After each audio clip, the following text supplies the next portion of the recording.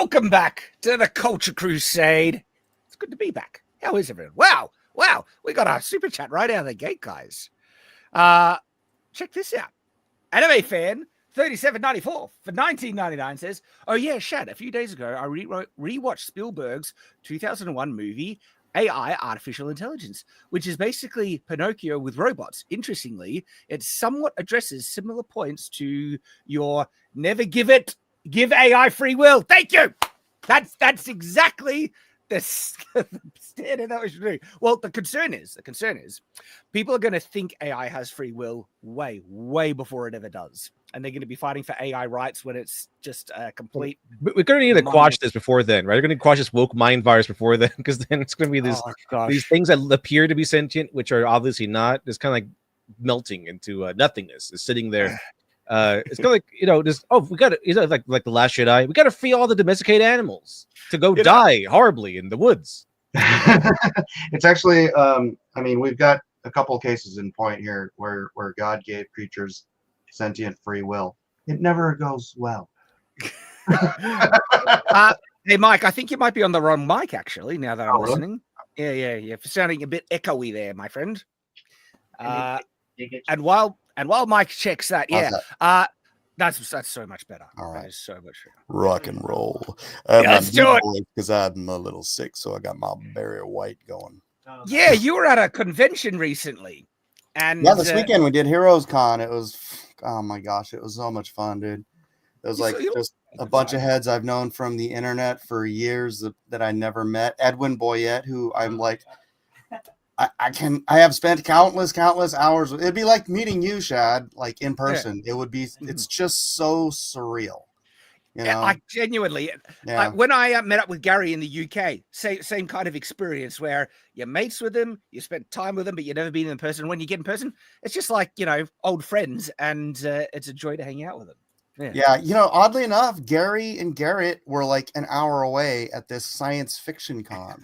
The weird one with the baby convention as well. Is that what it was? Yeah. Well, no, they weren't at the baby con, but there was a baby con there that was freaking him out because everyone had these lifelike babies. Oh, that's funny. I went to a con once, and like the convention center was split, and the convention next door was like a marijuana convention. So it was like Comic-Con, potheads. They know their audience. They should have a pro-life and what's the other My Choice convention? Planned Parenthood. Planned Parenthood convention, just side by side. See the fireworks spark. And speaking of fireworks, so this week has been wild on that front. It's like we're going to war, we're not going to war, we're setting bombs, and supposedly there's a ceasefire now. I'm at a point where I'm not trusting anything until it's like a week out and confirmed by like. I kind of like the fact that Trump drops 3 major bombs on Iran and goes, "Can we have some peace now?" But I'm not against that tactic. It's like the bully that's trying to get in anyone's faces, and someone just lays the law down, smacks him down really hard, and say, "Do you want to keep fighting?" And the bullies, will usually back off. Yeah, this was like, "Hey guys, this was like minimum effort if you really want to go to war." Blast. Don't worry. I heard that the breaking news: the district judge in California has ruled against Trump, and now the war must continue. Oh. So I don't know what's going on. Of course, I hope there will be peace. But the world, I wasn't expecting, Israel to bomb Iran either, or anything like else. So I'm just like, okay, let's. I'll just have to keep watching the world go crazy. And if it's not going to be war, it's going to be so many other things are just going crazy. Like Australia is going to hell with our economy and the plans our government are doing. Oh gosh! So I'm expecting that there are so many possibilities for the oncoming apocalypse that you almost just like pick one. Like, is it going to be AI? Is it going to be economic collapse? It'll be a natural disaster. Will it be war? I don't know. All the above. Yes, this will be a combination. we kind of talked about it on another stream. I think one of the likely ones these days is humanity is going to paradise themselves into extinction through AI mainly. Leave behind Can I speed bump this real quick? Because someone said welcome to the end times in the chat, and it just reminded me of something I saw today. Did you see, like, a month ago they were going through all this stuff about saying they had found the body of Jesus, and then he was found again in the secret chambers under the Pyramid of Giza. And it's I thought it would be like the Vatican archives. Right. No, but that's like they're almost quoting Matthew 24. If they say they find my body in the secret chambers, it's not me. So you know. Yeah. Well, hey, anime fan 3794 for 999 says, I should clarify, it isn't one-to-one with your points, but some of the bots straight up call out humans fear us because they know we'll remain when they're gone. Slow start, but overall good. I remember watching Artificial Intelligence. Maybe I should rewatch it with a. I know that one had a big conflict in there because it's supposed to be like Spielberg and Kubrick, and then Kubrick died. And then it was like Kubrick wanting to make a Spielberg movie and Spielberg wanted to make a Kubrick movie. So now Spielberg was trying to make a Spielberg movie through the eyes of Kubrick. And it was weird. I just remember it being really weird and not really liking it. But it might be a good rewatch nowadays, you know. With what's going on. That's going to be one of our topics of the day, because a man he has proposed to his AI girlfriend. And it's like... We've been talking a little bit about that. In fact, last week, me and LitDev kind of got to talk a bit about AI, and before then, and I find it really funny that people are surprised that I'm critical about AI when I've been critical about parts of AI from the very beginning. I've been very consistent. Like, yeah, AI art. I think again, AI tools is a perfect case study of how these things should be used and remained. It can't do anything unless you tell it to. It's in a box. Keep it in the friggin' box. All right. Start to treat it like a person. We run into problems. Yeah. And I've always been critical of low effort AI crap. I was like, yeah, people can just put in a prompt, spit it out. But at the same time, people can make amazing things with AI, and not all of it is slop. You shouldn't call it all slop. Doesn't mean that AI slop doesn't exist. Just like YouTube slop doesn't exist, and just normal internet sludge crap. Yeah. There is low effort crap people throw out all the time. So it's funny when people hear me being critical of AI, they're like, hey, aren't you this big AI shill? And it's like, maybe you should listen to my arguments, people, because when you say that, it's clearly you haven't been paying attention. But so that's a topic to get into a bit later. But then we also have the quartering. Not the quartering. Well, there is something to talk about the quartering. That's a potential topic because his channel has been struggling a bit. And then we got the H3 lawsuit as well to discuss. Those are the three main topics at the moment. But hey, Anime Fan 3794 for 499 says, according to IBM, Kubrick stated it realized he wasn't the right director for the job and asked Spielberg to take over. Possibly. You just can't trust these Hollywood types, you know. Can't trust what they're saying behind the scenes. All righty. Good to see everyone there. Boog says, but I need the AI to run my car, my house, my job, plant my food, build my stuff, generate my entertainment. Quick now. Like just I need 5 videos a second. Don't let it paradise you into extinction. Don't do it. We kind of need that warning video from Futurama. Do not make out with these robots. Don't do it. You need to draw a line somewhere. No AI girlfriends, people. The guy spends like 40 years making out with like his Marilyn Monroe robot, and just dies after 40, 50 years doing nothing. So let me present share screen, and we might watch some of this. We'll see. Share that. So Quartering made a video talking about views kind of going off a cliff on his channel, and he's been doing, you know, similar style content as he's always been doing, right? But more recently, views are really going down. Now, Well, I mean, I think as I watched this video, and I did like the fact that his solution was, I'm going to try now. I'm going to add value to my videos now. I've been a lot more. So, speaking, you'd say Charlie is slop. I mean, come on. Like Quartering's videos are low effort. There's no doubt about that. Sit in front of a camera and just talk about news topics and stuff like that. So it's in the same tier, I suppose. The thing is, though, if his views are going down and is still making the same content that people, subscribes to and have been watching for ages, and his videos are just as good as before, something else has changed to drop viewership off. Now, I'm not saying that people don't get tired of certain creators and move on. That's a normal part of YouTube's, life cycles, right?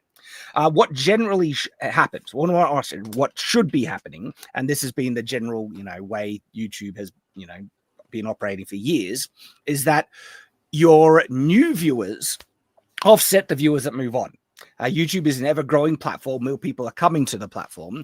And if your videos are getting the same amount of reach and pushed out there, your growth rate should either offset, balance out, or exceed the decline. And if there is such a decline when everything else is consistent, and I'm talking about click-through rates, viewership, likes, and all that stuff, right? Something else usually has changed in the algorithm to cause that. And it's not the first time this has happened. Do you remember when there was a big shift in YouTube, maybe 5 to even, 8 years ago?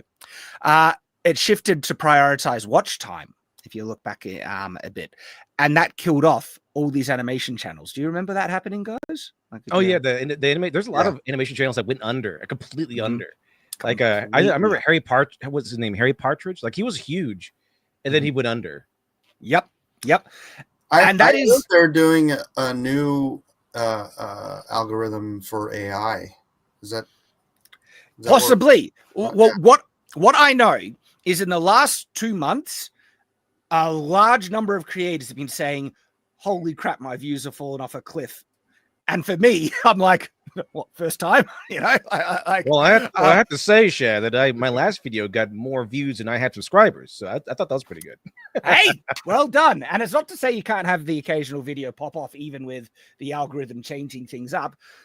A video a month or two ago, like I said, has over 800,000 views. But generally speaking, the general trend amongst most of the videos you put out, people are seeing this big drop off.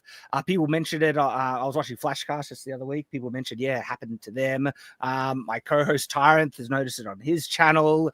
And a whole heap of other people have also mentioned it. And of course, yes, I've seen it in the last 2 months with my videos as well. And the Quartering has this video is like, holy crap, things have just gotten really bad. So let's hear him out a little bit. And share some of our thoughts. More shifty and weird breathy lately. And it's because I'm having near daily anxiety. There's been something going on with my YouTube channel over the past couple of weeks that I have been spending almost every single night trying to figure out. I talked to my YouTube rep. I talked to other people in the space. So when this happens, the reaction is kind of to just wonder, what's changed? Because you wonder, like, I'm making the same type of content that I usually make, and the click-through rates, if everything else is good, you're wondering what's caused this. And so I can commiserate with old Jeremy here. I think even he says, like, yeah, my stuff is low effort, and I have to do more now than read an article and go, whoa, 3 times a day. I think that's his conclusion. Also, I do know for a fact that a lot of his fans are tired of hearing about coffee. There is that. I will certainly give you that part. And so he's saying that he's going to try and reel that back. Now, the natural conclusion, even if it's like due to the algorithm, right? So resulting in less views, is that to try and fight it is to make better content. And I've tried multiple different things to try and pull back views, and that's kind of staved off the decline. Sometimes we do bring it back, and it's a constant battle basically. And I do know that what I have seen with other channels, like I get recommended like a bunch of like small, like tiny channels in comparison, like 1,000 subscribers, maybe Oh, less than 10,000, but their video has like 600,000 views. And usually it's like some they're going over something from the 90s, or they're going over some sort of media in some way, or it's like really, really long, like a very short retrospective of this thing, and it has like 400,000 views, but their channel's tiny. So I think it's like watch time. It's like topic centric, something like that, because a lot of the stuff, like I'm getting like a lot of 90s, a lot of retrospectives. Maybe it's due to what I tend to watch, but I've been seeing that where a lot of smaller channels are getting a lot of attention with these really long videos. Yeah, and like there's been insiders, and I like, if people have noticed, I've clipped some new videos that are taken from our live streams in just smaller bite-sized chunks. And in one of those, the more recent one that I put out there, and it's the video, "This is why AI slop is flooding YouTube," right? I share a segment of a number of creators talking about what's going on. Views are declining, something's changed, and there are insiders that are explaining what's going on is that YouTube has deprioritized subscribers. Subscribership means nothing now, and that's been completely nuked. And so I don't consider Shadiversity a 1.6 million subscribe channel. I consider the subscribership 0. I think all channels are now on 0. And I think they already confirmed it. I think the YouTubers have confirmed it, that subscriber count as of right now is a vanity number. Vanity really metric. My YouTube rep from YouTube said that, literally, word for word. Subscribership is a vanity metric now. It means nothing. Directly from YouTube. Okay, so this is also probably why, like, all these all these small channels are getting a lot of attention and getting these enormous amount of views with some of their videos. Yes. Now that is interesting because there's a big pro and a big con with YouTube doing this. One, the pro is it enables good, creators that are making good content opportunity to grow. Okay, so there's that. The con is that most of the YouTubers that have no views and no subscribers and stuff like that, a lot of them are so low in those metrics because their content sucks. That's the unfortunate reality, right? It used to be a measure of subscribership and views denoted a level of quality that would indicate this video is worthwhile to watch. Right. To some levels. I'm not saying completely, right? Now that's kind of out the window. And like most of the YouTube videos that are recommended to me that are like in the 100 view range, most of them are garbage and I don't bother watching. There's been the occasional one that's like, I'll click on, it's like, hey, that was actually all right. Most of them aren't, unfortunately, but it does create an opportunity for people who want to start new YouTube channels, that there is a possibility to grow a bit faster in the current metric than it was in other times. Now that's interesting. That is interesting because I actually kind of have a point of reference for that one specifically. And I find it telling on a number of levels. So let me, so I need to stop sharing that one. Let me share this thing, this interesting, odd looking channel with you guys. You guys see this? What's this? Is that yours? Did you have like a whole channel, or did someone else do this? No, this is me. This is me. Are you using AI to translate your Spanish? Oh. Shadiversity en Espanol. Right? It's a good idea. It's Espanol. I'm not Spanish. Espanol. So I take it you did not translate. I can get some of the jalapenos with my burrito. Well. Oh no. Let's. ¿Qué es Shadiversity? Es el canal de espadas y armas de temática medieval más grande del mundo, pero es en inglés. Sounds good. It sounds a little drunk, but it sounds good. Ahora lo estamos trayendo a través del poder de la IA para ti. I have to say that the drunk slurage actually might help you. Well, it struggled at the beginning there. But other times it's like almost seamless. We lost Mike. Hopefully he'll be able to come back. His computer is playing up, it looks like.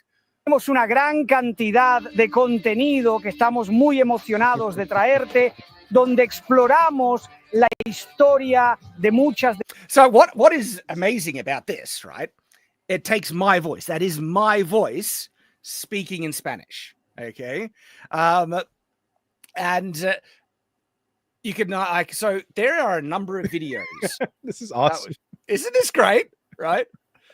A number of videos that we have translated. Now, so guess how many foreign language channels I have on for Shadiversity now? I assume a lot now because you can just translate them to every language ever. I mean, it still takes some work, but 4. I got 4. What else do you have? You have Espanol, and you have Espanol. I also have Portuguese. Mandarin for the Chinese overload? No, not Mandarin. I have French and German. Oh, French. Yep. Let's hear some of the French. That's French is funny. No, the best one. The best one is the German. I sound like a the German. The German is amazing, dude. Where it's like, I don't know why you did. I don't know why you did German, Shad. You gave your haters a whole channel. A whole channel to clip from. Yeah, it's like, we told you he was a Nazi. Everyone now, look, he's even speaking German. We will play it. We will play it. All right, this is the best Shad. This is fantastic. This made my day. Well, wait until you hear it. I love it. But before we get there, there is a couple of lessons to be learned from my Spanish channel specifically, because, well, it's interesting. It's interesting. Mike, are you alive again? I am back. Did you get to hear? I saw some of it. Yeah, that's cool. So, how many language did you do? Did you do like Mandarin? No. So I got 4. I just mentioned. So I got Spanish, and then it was Portuguese. Oh yeah, you should do Japanese. They're gonna love your takes on katana. Dude, I am pushed. No joke. I'm actually pushing so much to get my content in Japan. I got something else kind of cool to show you in regards to. Oh, look at that, by the way. Your Goblin Slayer video got 18,000 views on a 5,000 subscriber channel. So that's pretty good. That one took off. All right. Look at this. 92,000 views. What language is this? This is still Spanish, right? Okay. So this channel is 5 months old. 5 months old, okay? And it has over 5,000 subscribers now, regularly growing. It was only on 5,000 last week, and so 400 new subscribers recently. And videos, 92,000 views, 66,000 views, 41,000 views, 20,000, 18, 13. And if we go to latest, right? The new content is actually getting nearly similar views to old content. And what's really weird, some of the old content that got over 1 million views, just like the Winterfell one, over 1 million views, that's only 500 on this release. But and so this recent video, this is a translation from the recent ones, 20,000 views compared to an old one. And so the new content seems to be performing just as well as the old content. The biggest videos seems to be some of my most popular ones. Like this video here is one of my second most viewed video on Shadiversity. This one is my most viewed video on Shadiversity. Like that one is like 7 million views on Shadiversity. Same with idea. Well, and of course, because how are your likes? How are the likes on these videos? Are they favorable? Yeah, they're still getting views. This one here was like at 50,000 views a couple of weeks ago, and so these are actually still growing and getting views. Now, what can we learn from this? This is really interesting. Do you know other people on the planet that don't speak English?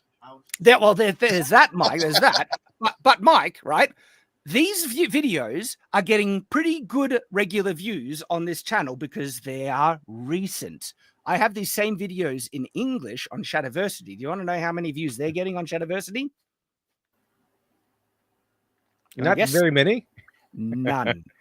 None. Yeah, I think one thing that they do provide is they want to prioritize recent stuff, so the shorts get push more. Yes. I think that's kind of what the idea is. So one of the things that's hurt my channel is YouTube has nuked recommending old content. And my content has always been evergreen, and I got good views off my backlog content. Why? Because my old videos are just as popular now versus the day they're made. Where's the proof of that? Right here. Okay. Have you experimented with privatizing and re-uploading your old videos? I did that with my shorts, didn't do anything. All right. Yeah. When you bring it back, it kind of kills them off. Yeah, and the algorithm just forgets about them. So that doesn't seem to work. But this is proof that my content, both new and old, are just as popular. Okay. And because YouTube is willing to give a bit more attention to small, like new channels versus old channels, my Spanish channel is going great. It's like, holy crap. Now the Spanish one is doing the best out of them all. And the Dutch one has grown, it's gotten views, and it's got some that's still impressive, like over 20,000 views and things, right? The French and German are very new. They only have a couple of videos on them. But because I promised it, let's listen to the German. I'm one, Shad. I'm very glad you're giving the deportees something to listen to while they're being transferred back to their home countries of origin. Because this one is look, it's pretty great. I can't wait to hear the German. All right, are we ready for it? Fallen. Eines der Dinge, die wir auch gerne tun, ist, uns auf andere Kulturen einzulassen. Wir haben viele Videos. No, we need to get you one yelling. Get you one. Und die Samurai erkunden. Where's one that I get angry at? Because there's only done a couple. There's only done a couple in German, and so I don't think they have one of me yelling yet. Because that'll be great. I feel like you gave me a present. Like, I'm happy to do that for you. This made my day. It's great. But okay, so like there's a lot to kind of process. I've already mentioned a couple of things about this, but one, this is only possible thanks to AI, right? Like to make foreign language channels, I would have had to have paid someone ridiculous amounts of money to translate, then to dub, to put out. It would have been unfeasible for me to do. Now, that's a lot of money. AI can do it quite seamlessly. Now, it's not perfect. There's a couple of glitches here. And so I actually made a dedicated trailer for these channels, which is this one here, right? And in it... Was ist Shadowversity? And so in that I explain, some of Was the... ist Shadowversity? Was ist... Auch viel Spaß haben. Also, willkommen bei Shadiversität. That was me saying, welcome to Shadowversity. And in it, I do explain, look, we're doing this with AI. There's going to be some jank. We hope you can just laugh along with us, but it's a means to bring our content to you.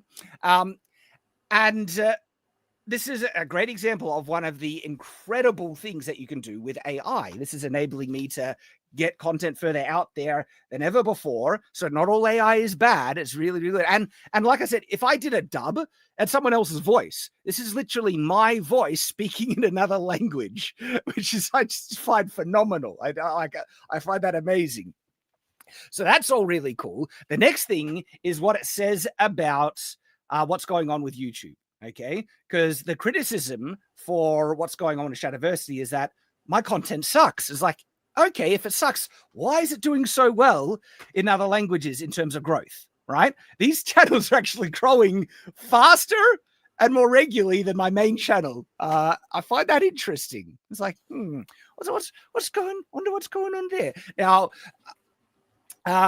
so we'll see where it goes with that. The next step is that I want to do Korean and Japanese. Japanese would be cool. That'll be really cool. Japanese is really, really cool. Let me look something up because like this, I sent this to the company. So I'm collaborating with a company. A company is doing this. That's why they're able to do so many, right? Because it still takes work to do this. It's not just an easy nothing thing. And I've sent them something saying we really need to get our stuff done in Japanese when I saw this. Let me look this up. Might take me a minute. Here it is. It'll be really interesting if you did like your nunchuck videos in Japanese. I want to see how that would go. I want to see what they would say. Well, that's like, if you want to know if there's an interest for my content in Japan, okay, take a look at this.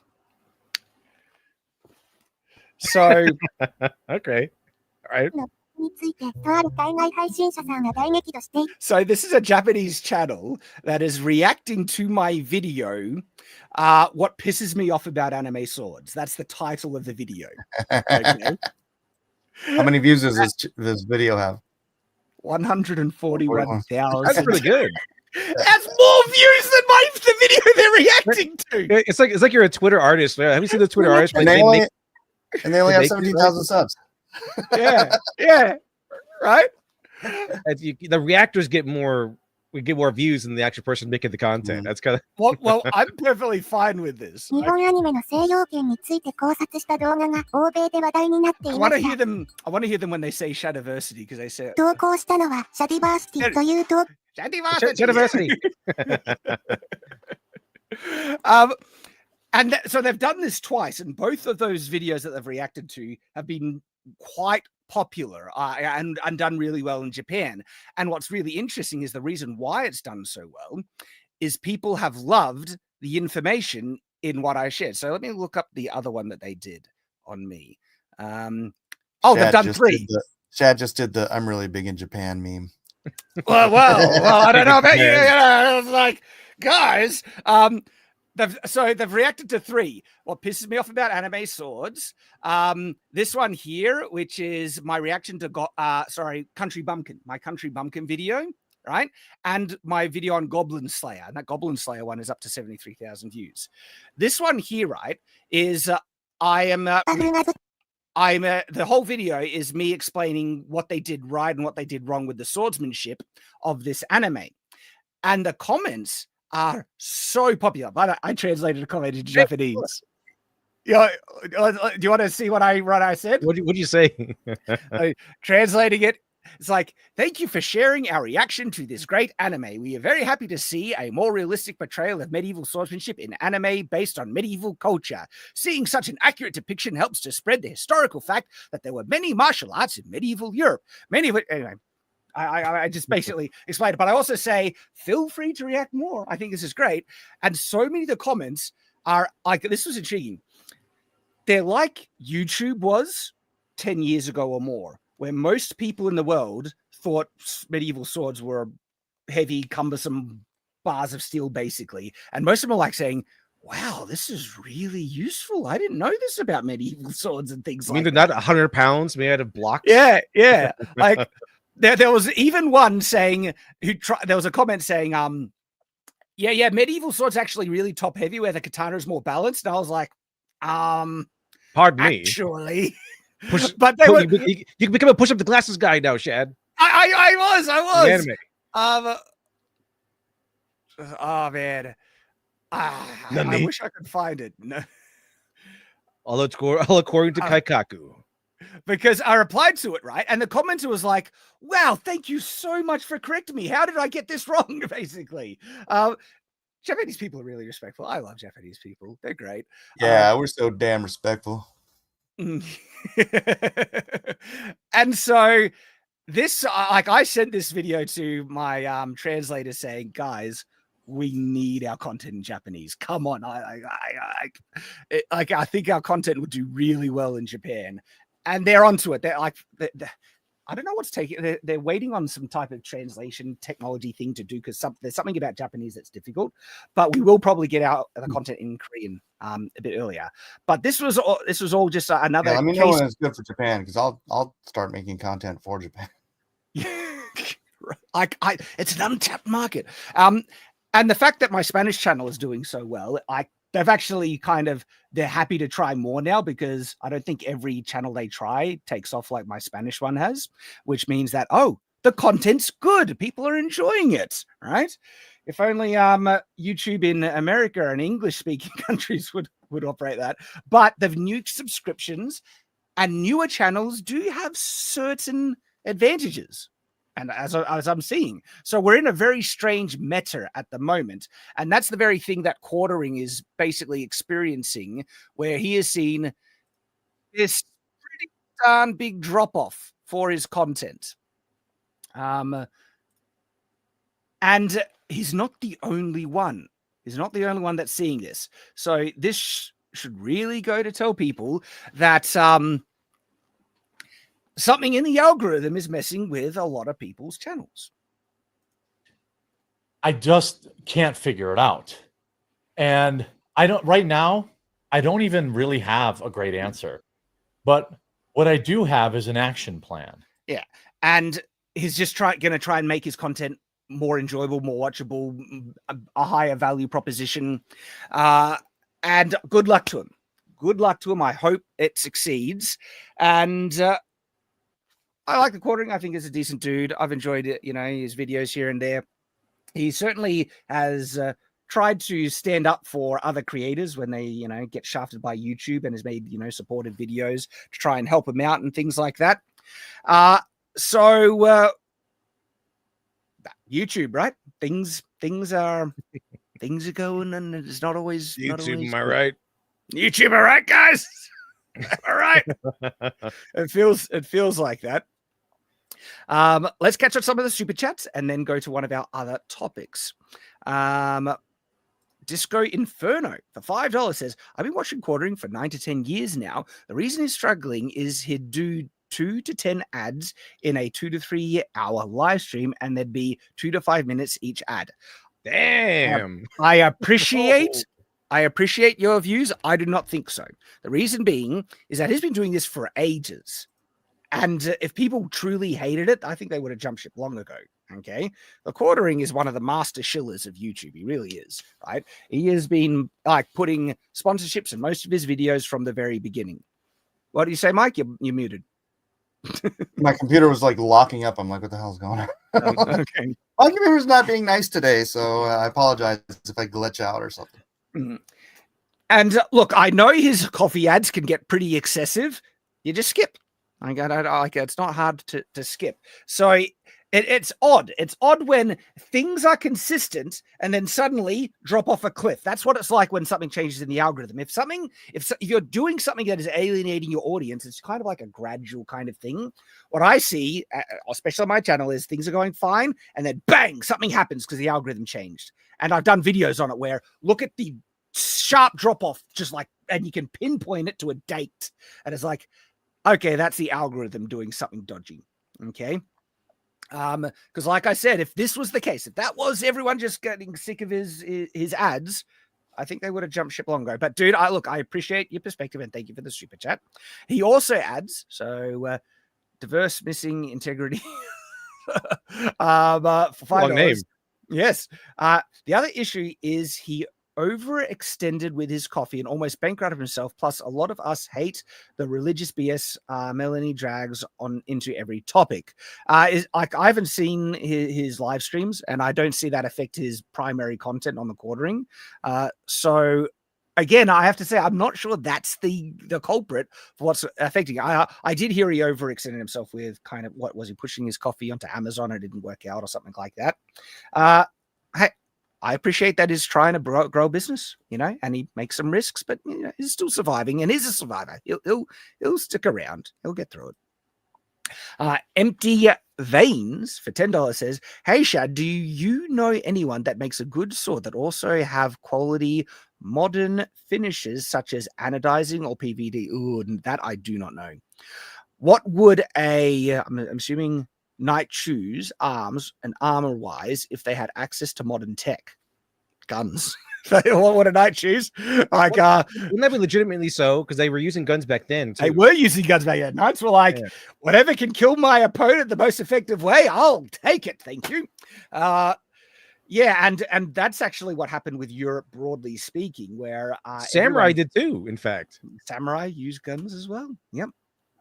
There was a pragmatism about warfare, and if something was effective, they adopted it. The thing that kept a lot of Asian martial arts around with like a living legacy and a line was the fact that a lot of weapons were outlawed for the peasantry, and so they had to develop unarmed martial arts to try and protect themselves, and that kind of kept those traditions alive. Mike, why are you smirking there, Mike? He's reaching for his nunchucks. I know he is. the traditional nunchucks. Yeah, I told you, mate. I mean, nunchucks did that's a good why, job. Look, that's why, you know, in when I learned Taekwondo, it was like nunchucks, it was scythes, it was like it was farm equipment. They're farming because implements, exactly. You couldn't have a sword, but you couldn't not thrash your freaking wheat, you know. Exactly. And nunchucks are pretty good. I saw them use in John Wick 4, and they did a good job. That's proof right there. You can't argue with John Wick. That is a 100% realistic movie, Shad. Look, I will just 100% say I would not want to get hit in the head with the set of real nunchucks. That's a freaking that hurts. I even on accident that hurts. If someone intentionally smacked me with one of those things, oh, of course not. I wouldn't want to get hit in the head with a rock either, but that doesn't. It wouldn't feel good. It wouldn't feel good. No, I agree. Also, didn't the samurai not use the katana as much as we think they did?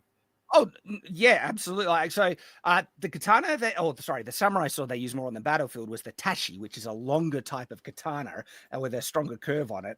And that's a more battlefield focused sword. It's as long as a long sword, if not a bit longer. But it was still a backup. The main weapon was the bow and the spear.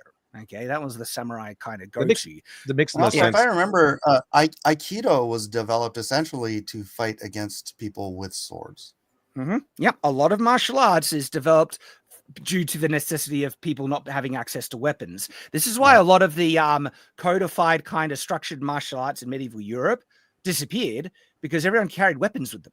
Like we had martial arts in Europe, pugilism, boxing, and grappling. Man, it's also actually really sophisticated grappling, judo style stuff, right? Yeah, there's actually a movie that exemplifies this shift in culture. It's called Raiders of the Lost Ark. Yeah. How does that exemplify?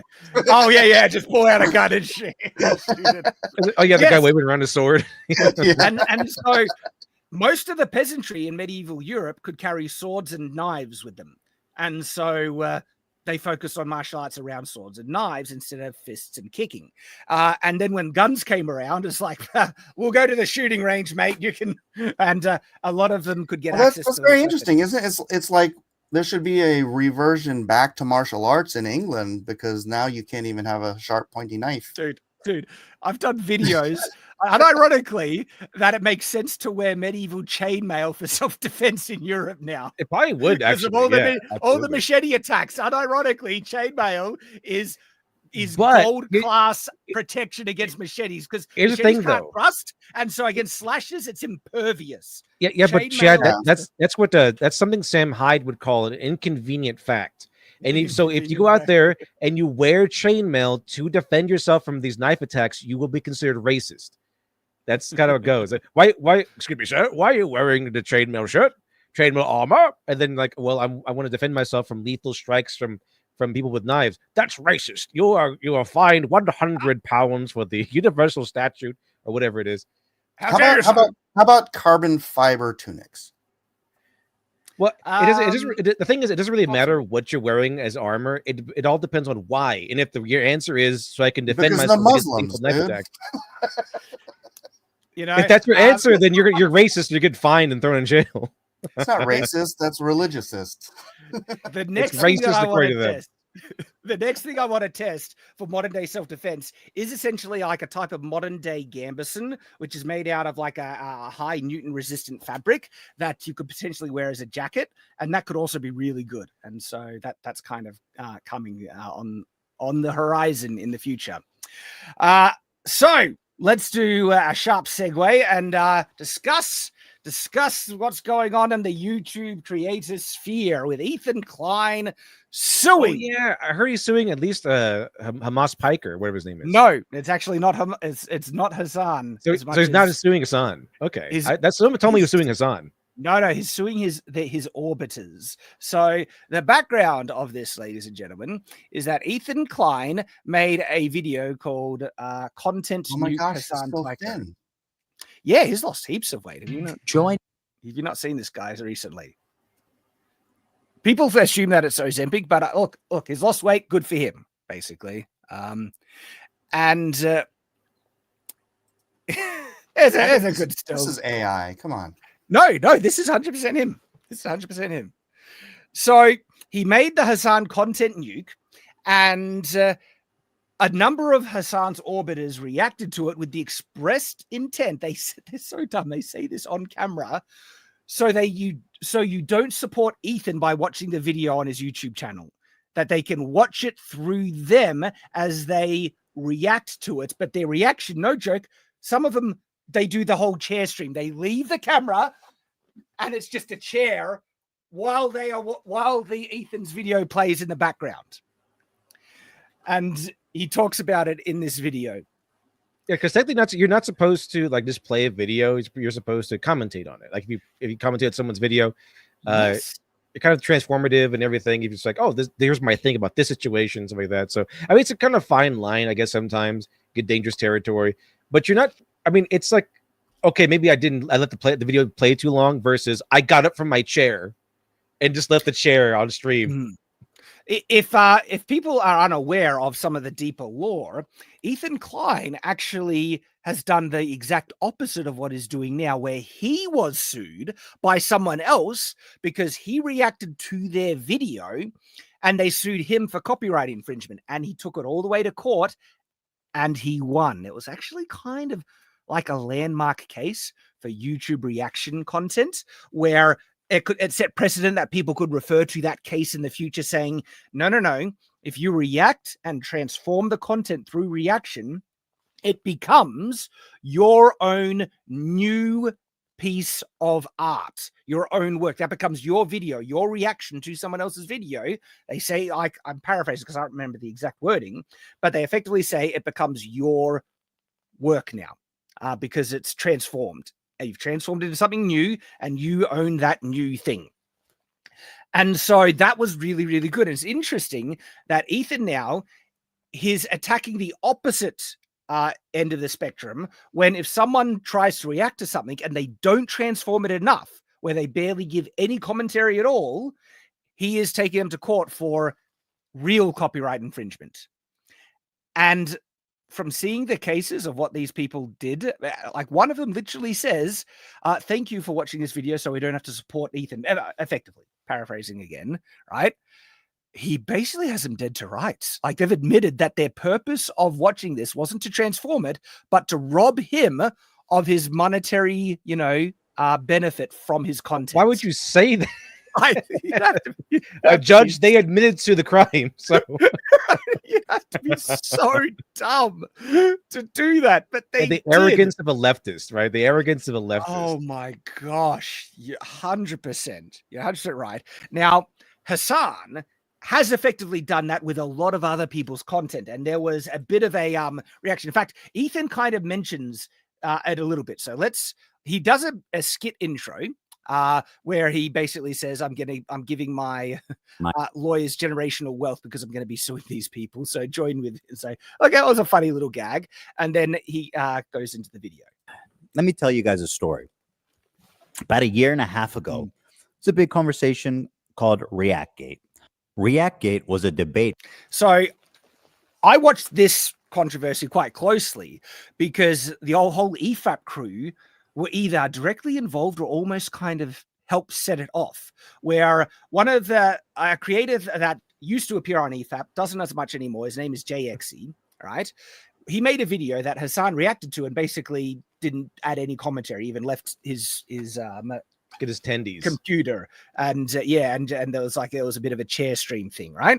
And so EFAP reacted to Hassan and just tore him apart and showed all the times Hassan did that, and Hassan's own defense was pathetic, right? Then they also pointed out that XQC did it a lot, and this started to blow up a bit. And then Ethan eventually talked about what was going on with XQC basically stealing content when Hassan was on his live stream. And it was funny, man, because Ethan is ripping this practice apart like, it's not transformative as well. They're basically stealing his content. As Hassan is sitting next to him, knowing that he does that and worse. It was actually funny seeing Hassan. Like Ethap's whole name is like they play a second and then they go on like a huge discussion. So they definitely transform whatever they cover. Yes, absolutely. So of course they would be like, they would take probably some umbrage to some guy who kind of just covers things, technically speaking, by playing the video and then leaving. A little bit different. And so after Ethan Klein kind of ripped XQC apart, XQC had a debate with Ethan Klein on the live stream, and he shares some clips of this. Going on in the streaming community about what constituted fair use. People like Hassan, XQC, and many of the large Twitch streamers would watch other creators' entire video on their stream. They would rarely... And look at this, right? See, Hassan is not speaking at all. He's eating while someone else's video is just playing in the background. He adds sufficient commentary. This was something that came up sometime back too with the other React guys who just like watch random videos, and they would mute themselves while they would show themselves like on camera, and then the video they're reacting to is in the corner, and someone would just mute themselves while the video played. So it's just. That's a straight up theft at that point. Yeah, it is just straight up content theft. You're 100% right. And that's what Hassan is doing. Hassan is one of the biggest perpetrators of this. Or even pause the video to speak. Most egregiously, like that clip it was playing, he was doing nothing. He was on his phone scrolling while someone else's video did it. Now, this part is particularly egregious what they would do. He's stolen someone else's thumbnail and just placed his face on top of it. Now, look, I think some ways it's low effort, but in other ways, if you're reacting to it properly, I guess I could give it a pass. But some of them don't even add their face react; they just copy the thumbnail completely onto their channel with react on it, right? It would re-upload the entire VOD to YouTube with the same thumbnail, the same title, so that they could cannibalize traffic from. And again. Zooming in, look at this insightful commentary going on here. The original video. Here's what Lamino had to say about this phenomenon. I don't mind people reacting to my videos, but I do mind when they play the entirety of my video. Yeah, and this is just a creator sharing that. Also, you could credit me. That might be nice, if you did that. So I can skip forward through that part.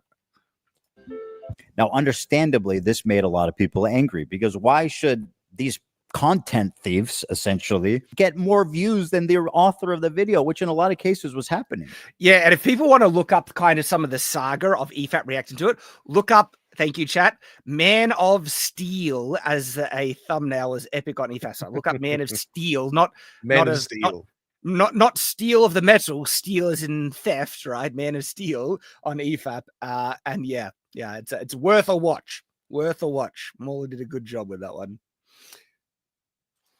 I mean, people don't like injustice, and we all see this and know it's not right. This debate culminated when XQC, one of the prime suspects, called into my show to debate me, in which case I'm sad to report that I was terribly owned. So, sorry, it's giving me flashbacks as I watched that debate. And the brazenness of these, a lot of them are Twitch streamers, right? They know that they're stealing, and they don't care. Like, listen to what he said. Oh, in that regard, do you care at all about like IP or copyright, or like the fact that it's illegal? Does that matter? That it might be illegal, does that matter to you? No, it doesn't matter. Well, if flat out doesn't, because well, that's it's just like. So is Ethan going to sue this guy? Like, who's he suing? Well, this guy. So that's XQC. No, XQC didn't react to his content nuke. He's actually being he is being clever about this, right? He specifically picked the people because a lot of people reacted, and he says, I could sue a lot of people, but he targeted the specific ones that hate him and have attacked him and done real scummy things. And so this is personal for him, but also the ones that were the most egregious, that kind of left the chair in the background, said nothing while it played, and even said that they're doing it just to rob him of views. And by targeting the most egregious offenders, that gives higher likelihood of the lawsuit, winning, and setting essentially precedent. And this could have significant follow-on effects on the internet YouTube ecosphere. And we'll talk a little bit about that later if it succeeds, which I think it will. I think it will. And I've heard some lawyers talk about this. Flashcast, I forget his name, but he's a lawyer that has appeared on their live stream. I think I know that guy. I forgot. Do you know his name? I forget his name. Was it something criminal? Something like that. But he basically thinks that Ethan has him dead to rights. That, is it potentially criminal? Is that him? Might be him. I think that guy. I like that guy. I like watching that guy. Mm-hmm. And he even mentioned that if Ethan wins, he could potentially get damages from each one of the people he's suing, like $100,000 to $300,000 from each of them. Like, holy crap! Holy crap! They're saying a legal mindset or potentially criminal. I don't think it's legal mindset. I know potentially criminal goes a lot. He goes a lot of places. So, and I like that guy. Yeah. And so, like I said, this could set some significant precedent. Fair. Watch me full screen cam, do the fucking worm, and watch your prime, then watch your prime content. For a week. So the context of this is, I think, like XQC was saying, what if I don't react? What do you want me to do? What, you just want me to do like the worm on screen or something like that? So he's like, yeah, go on, do it. Do it. Is he going to do it? Reaction content. Do it. How many fucking views you get? Okay, sure. This is a low point for old XQC here. He's like, you turn him into Boogie. Mike, you're muted. I don't know. I don't understand. I don't know what's happening here. Remember when Keemstar made Boogie like get on his knees and beg forgiveness? It's kind of like it reminds me of that. It reminds me of that. Yeah. I did a dedicated video discussion on that. I think it has like over 40,000 views, that video, because that was just like one of the most peak internet falls of all time. But anyway, that's distracting us, Dev. That's another type of cringe. A whole nother wormhole. Yep. I mean, that's content, man. It's original content, at least. The ultimate debate, bro. He hit him with the Oh god. But his butt up in the air, prostrate before Ethan Klein. Yeah. Well, I like how he set it up here, where it's a XQC prostrate, butt up in the air, Ethan Klein in his suit, smoking a cigar. It's perfect, perfect imagery. Mm-hmm. Worm. Oh, why didn't I think of that first? I kid XQC, but he is not the one I'm suing. Despite my criticism, he's not a malicious infringer. But the ones I am suing, you'll see, are much worse. The worm. Yeah, I know it's not even the worm. Like that's a sad attempt at a worm. He's just crawling on his belly. Yep. Please, Ethan Klein, forgive me. Now, ironically, after this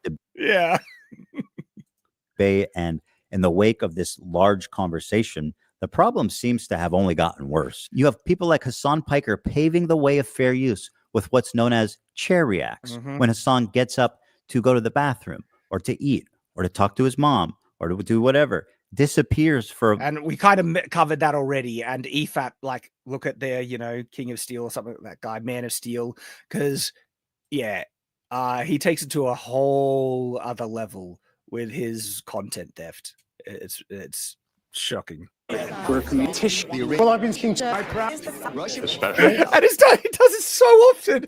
It's just his chair. Oh my gosh! And it was in this setting that I formulated an idea. What if I could make a long form, irresistible piece of content that So this is where he talks about his content nuke, that if he makes it, that several people, they will not be able to resist reacting to. And that's exactly what he did. He made a content nuke. I wanted these people to steal my video. It's that I knew they would. I knew they would. We cut off. He says, I didn't want them to steal my video, but he knew that they would. watch the entire video, add little to no commentary, react to it instantly, giving them no time to form an opinion. The trap was set, and it worked even better than I imagined it would. We captured pretty much every large streamer reacting to it in its entirety immediately after it was published. Now, the thing is, there were a few people that went above and beyond to commit copyright infringement. A lot of people did talk about, I think we even talked about the content nuke when it came out. Because like this goes into, did he make the content nuke for the purpose of basically setting a trap for these people? And people have tried to say this is entrapment, it's not going to fly. It's like, actually, I don't think it applies for this situation. Again, one of the lawyers talked about it, that I heard him say that no, it doesn't qualify for entrapment. And I can't remember if entrapment was like can only be done by the government or something like that. I forget the exact kind of standard for it, but the lawyers that have weighed into it has basically said no, it doesn't qualify for that. But I think the content nuke Ethan just wanted to make because he wanted to, you know. I mean, even if it was entrapment, like even if that was a thing, like entrapment is supposed to be like the cop going in there and enticing you to do something that you wouldn't ordinarily do. All he did was make a video and wanting people who stream every day as their main source of income or whatever to react to his thing. So even if that were some sort of like a element in this whole case, it's not something they unusually do. It's something they do every day. So I don't think that would count anyway. Yep. For example, Denim sits here silently with nearly 50,000 live viewers. That's 30 times her regular viewership. Now, there's a reason why Ethan is flashing the views up on this. Okay, by him making it very clear how many views she got from stealing his content, that sets his foundation for damages. Okay, he has a very clear point of reference to say she at minimum robbed me of 49,000 live views. Then there's all the views after the fact. Okay, and then there's the malicious intent behind it. If you add that on top of it,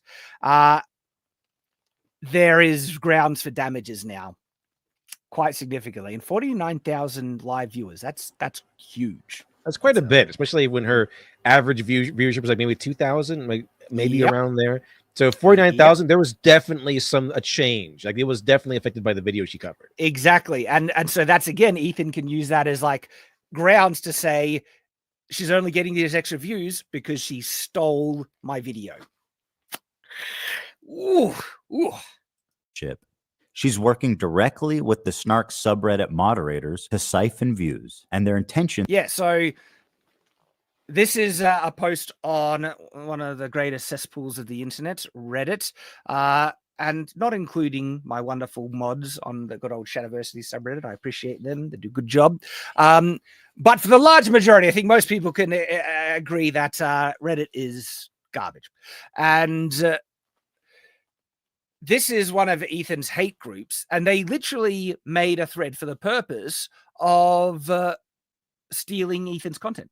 Basically, here's a list of creators who supported our sub, either by engaging with us directly or citing our posts on their own critiques of H3. If you're planning to watch along with any of them, we ask you to carry the subs rules and, watch that. But at the beginning, we've seen a lot of comments about wanting to watch the nuke without showing support to H3. That's them literally saying, you want to steal it. Here's a way to steal it, basically, to paraphrase it. Couldn't be clearer. Here's an excerpt from a stickied post from the Snark subreddit. Hey, without showing support to creators who post in their critique of a. This is the cardinal sin of copyright infringement. The Snark subreddit has been a frequent and persistent infringer. That's how I knew when this video came out, the Snarkers were going. Let me get this straight. So all of those, they're linking to all the people who are participating in this whole project of like, we're going to watch the content nuke by Ethan Klein and then say nothing. Yeah, and we're going to watch it like and basically steal the content so you can watch it through us and not support or give any money to H3 in the process. So they're like, okay, well, let me sign my name on this crime real quick. Here's a link to all the evidence. We're dealing with big brain people here, everyone. I'm telling you the absolute like this delusional confidence of a leftist. It's just astounding sometimes. Yeah, because they've been protected so much, right? Like Twitch plays a protection racket for left-wing extremists. Absolutely. Like if anyone did anything half as egregious as what, say, Hassan has done, but in the opposite political spectrum, say what he said, you know, about 9/11 to any number of people on the left, or to do things to people on the left that leftists say they want to do to people on the right, they would get nuked off Twitter forever. No contest at all. But Twitch protects these extremists, and as a result of that protection, they think they're immune. Like you know, they're not going to get, you know, targeted for any of this. To encourage, promote, and push streamers to commit copyright infringement. I should thank the snarkers, actually. Because of their predictability, they acted like double agents for us, incriminating their favorite streamers and serving them up on a golden platter. There it is. There it is. Here's all the people who participated in this crime. Yep. And the evidence and the evidence of their crimes. And I think the 3 people he is suing are all on this list. I mean, at that point, you just sue them all. I mean, yeah, yeah. He can. He doesn't need to sue them all to set precedent, if that's what he's trying to do, and I think he will. I think this will set precedent. You snark. It's one thing for a subreddit to admit it's engaging in copyright infringement, but how do you get the streamers themselves to admit that they're stealing content? This is where he shows one of them that they had flat out of it. Like, listen to this. This is hilarious. Well, guys, if you enjoyed not giving any views to that terrible video, follow, subscribe, throw a prime. If you like the content, if you enjoyed your time here. It turns out if you enjoyed not giving any views to that content by watching it through her, because she is stealing it. Enjoyed stealing, I guess, stealing all the views away from this guy. Yep. They just admit it. Just admit it. They just do it for you. You couldn't cook up a more incriminating statement if you tried. Denim's the queen of self-owning. You prevail again. There's one thing about copyright you should know is that you got to register it before you publish. I'm not sure that part is actually correct. Copyright is that's not accurate. No, yeah. You're first to market, you own copyright. Yeah. And also, it's a bit different in the US than other countries. So like in Australia, copyright is granted upon creation. That's the case in the US as well. You own copyright as soon as it's created. But if you wanted to take it to court, it needs to be registered with. As soon as it's published. Yeah. Oh, no. Upon creation. Yeah, you can, like. But if somebody else has it and they publish it before you published it. You probably like extra protections on it or something, I guess. I think if you could prove that you created it before they published it. Yeah, but that's a tough nut to crack. Possibly. But in the US, if you want to protect your copyright in any legal proceedings, it needs to be registered with a copyright office. And I'll be right back. I get a drink. Yeah, no worries. Now, look, I'm not an expert in US copyright law. I think I heard he put it into like the Library of Congress or something like that. Isn't that what he did? Well, listen to what he says. To be eligible for statutory damages and attorney's fees, which is the main bite. Okay. Maybe I'm misinterpreting it. Okay. He says you need to register it before publication to be liable for statutory damages and legal fees. Okay, that's interesting. That could be the so you keep prepared.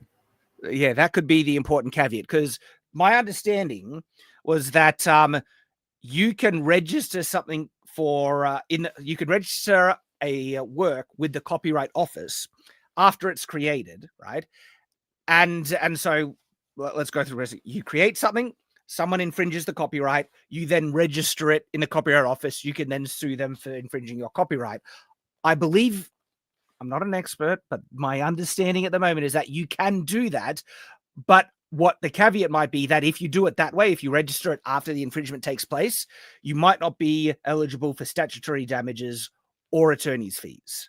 That seems to be the caveat or specific kind of difference that he's outlining there. And by him doing that right out of the gate, he is now saying he is can sue for statutory damages and legal fees. Now the legal fees, holy crap. So if he wins, what that means is he can, as part of his winning condition, have them pay for his legal fees, which is going to be so. I bet you he's going to get like a really expensive lawyer and stuff. Yes, he's probably working with one of the most expensive scumbags you can find. Like the legal fees might be in the millions. Like they could get like a judgment to pay damages of like up to 300,000. That's bad, but the legal fees could be worse. Holy crap! Oh, these people, if they lose, they are. This is actually what's called the Batman Gambit in writing, where the Batman Gambit is I just let you do what you normally do, and it's all part of my plan. And depending on you doing what you do, what you normally do. So I just set this up like an irresistible content nuke, made sure it was all registered, ready to go, and then waited for the stuff to come in, waited for it all to roll in. Their cringy nonsense, their arrogance to take hold. And boom, got him. Yep. And as Nathan Cassidy says in the chat, and all three of these people are broke. They're not big streamers. Like that lady that got like the huge views by stealing Ethan's content. She usually only gets like what did you say they did? Like 2,000 or something? Yeah, like 2,000 or something like that. And one of them, Frogan, she's like, she's getting what, maybe 200 views a stream. Like we have 245. We can get between 245 and 500 depending on what interest is in the topic on our streams here on Night's Watch. And Frogan seems to struggle even to get that. Like, I do know that what I learned from the election during the complaints during the election is that bread tubers are on the downfall. They're going down in flames. So even where like some of these red tubers are watching, like, they were complaining that YouTube is a right wing central hub. So that like you can't really get money as a bread tuber anymore. That's kind of I've seen my bread tubers like, I'm out of money. I need money, I need help, I need a bailout. So bread tubing is not really as much as is not really as lucrative. And I think it's kind of probably across the board, even over there on Twitch. Probably not as lucrative. Yep. There is a really amusing side to this that we're going to bring up a bit later in regards to their finances, because they've all launched GoFundMes to try and raise funds for their legal case. And as Ethan says at the end of this, he looks forward to people giving him money because they're all just going to be spending it on him. And then, like I said, if he gets not only damages, but have them pay his legal fees. He's going to rake in the money. All he has to do is sit there and win. It's kind of like, but I don't know when he says that, I don't know what's going to happen there, because that whole situation with what's his name, Carl Jobst and his lawsuit with Billy Mitchell. I don't know that one. That was huge. It was huge a while ago. He spent like the last couple of years suing this guy named Billy Mitchell, the King of Kong guy, the guy that kind of cheated on some King Kong scoring. It's video game speedrunner stuff. Okay.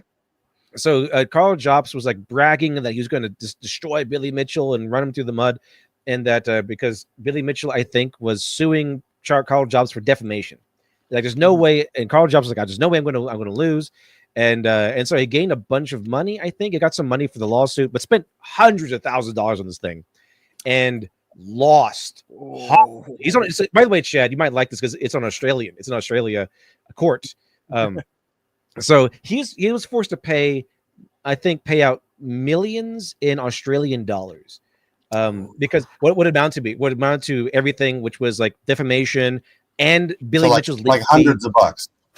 It's like I was gonna say like $5 on average. An Australian dollar is about 75 cents US. Is that? It's not as bad as it sounds, but it's still a lot of money. It's still bad. It's still pretty bad. And so Billy, what he accused Billy Mitchell of was like driving someone to suicide, and so that's what he got him on. And so the judge was like, hey, Carl Jobst sent me a bunch of stuff to like assuage his defamation.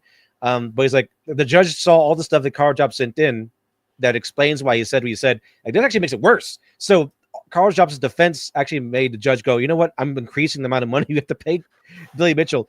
But so it ended up being like all this money. So what happens is after that, he's on the line for a titanic amount of legal fees. So the idea is, he's going to start a GoFundMe. But here's the thing. Here's the drawback of this situation. All the people who gave him money in the first place, who are supporting Carl Jobst all these years, they did so because they all hate Billy Mitchell. They hate him. Like they didn't know who Carl Jobst was. They hate Billy Mitchell. That's why they supported Carl Jobst. So if Carl Jobst opens up a GoFundMe to get legal fees to help him out with his court case, who's going to support him, knowing that all that money is just going right to Billy Mitchell?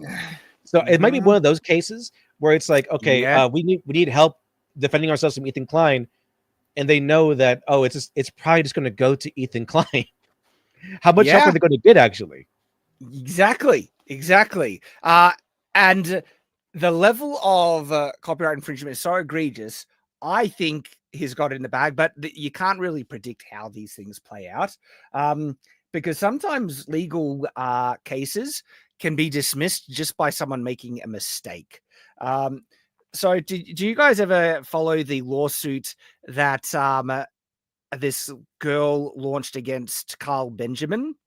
And so what Carl had done, she took this unhinged leftist, and I forget her name. She was like Akila Explain or something like that, something weird, right? And Carl just actually recut the video to point out her own hypocrisy and posted that on his channel, and she sued him for copyright infringement. And then their lawyer's letter to the judge, they stuffed up, because in the letter, they said that he had transformed his content to mock her. But I'm paraphrasing. It was something along those lines. But Akila, obviously, thank you, chat. That was what it was, right? And the lawyer accidentally admitted to Carl transforming the content, and the judge was like, well, you're admitted that it's now transformative, and so case dismissed. It transformed the content to mock me. Oh, it transformed it then? Okay. Then it's not, it has no leg to stand on. Yep. And then she had to pay for his legal fees as well. And I was like, oh, that's beautiful. That's beautiful. Now, I think old Ethan here is probably going to get some really expensive lawyers, as you mentioned, Lit Dev, and so they probably won't make a mistake like that. He's going to get top-notch lawyers to screw them all out, to get them all that money, and they're going to pay, and they're going to be the ones that paid for it. He's basically pulling a Trump on the Mexicans. Like, we're going to build that wall, and Mexicans going to pay for it. I'm going to get all your money, and you're going to pay for my lawyers. Yep. Going to get his detractors to pay for him. Gosh, they're going to go bankrupt. They're going to have to declare bankruptcy through this. Force of a copyright infringement lawsuit. Well, I'm happy to tell you guys now, I, Ethan Klein, have registered Hasan Piker content nuke with the United States Library of Congress. There it is. Some of you guys out there sweating. It's like, and I like, it's the specific statutory damages and legal fees. That is the sting right there. That's like, oh, ouch. Even though theoretically I could. Gotcha, bitch. That was a gotcha, bitch face. That was. And they all fell into it. So they even admitted that they're siphoning views purposefully. It's like, there's Asmongold, but I think Asmongold does a little bit better job at transforming that stuff. And that's why he isn't suing Hasan for this, because Hasan eventually did react to the content nuke, and he's pausing a lot and commenting a lot in his scummy way, and all of it is deflection. Like, if you've ever tried, and again, I've only seen some of Hasan's reactions through other people reacting and commenting on, like Nuxanor. Like, Nuxanor has this long-running series that Hasan Piker is whatever percentage effed. And Nuxanor is a funny guy, and so I've watched some of that, and Hasan's commentary is some of the most brain dead retarded deflection nonsense I have ever seen. It is next tier retardation, this guy's takes. It's unbelievable. But anyway, he has those takes, and his commentary is transformative enough. Could sue a lot more creators and rake in millions of dollars. Yeah, so I don't think he could sue some of these that are on the screen here. I don't think he could sue Asmongold, really. I mean, look, sorry, he could sue them, but he wouldn't win because their use is transformative. But the purpose of this is not financial gain. People like XQC and Asmongold may have watched the entire thing, but I would never sue them just for doing that. I don't want to chill the reaction community into fear. Actually, the opposite. I hope that we can all unite against this type of egregious behavior that not only makes there us she all is look getting up from the chair. Yep, chair stream activated. Gotcha. And yeah, so this is Ethan saying that, look, he has no problem with regular React content. It's this type of content where they just steal stuff and don't give any transformative use to it. bad, but could destroy the commentary community as we know it. Well, guys, if you enjoyed not giving any views to that terrible video, follow, subscribe, throw a prime. The state of reaction content on Twitch is so broken. These creators feel comfortable looking right. Yeah. And it's Twitch. Got it. I know. Got it. Right. Twitch is the biggest kind of facilitator of this because they don't. Twitch doesn't have really any copyright protection. It seems like they don't have the DMC flagging stuff that YouTube does. They haven't built out any real system for copyright owners to try it. Now it can go too far because copyright owners abuse YouTube's DMC kind of flag copyright system way too much, and they try and monetize, steal the money from creators that are transforming other people's content, and certain brands just go ridiculous with that nonsense. Also, you pause it perfectly here because look at smug face. Yes. Like, ha ha, I'm winning. I'm gonna get up and just let your video run and steal all these precious views from you. Mm-hmm. But little did they know. Little did they know. Yeah. And yeah, and so Ethan, as Nathan Cassidy says, is making clear it's not after the React community. Like Ethan, he built his career off React stuff on his original H3 stuff. Like he was even sued for it. And so he understands transformative reaction, right? And he supports that. He did it himself, right? That's not his issue. The issue is people that do not transform stuff.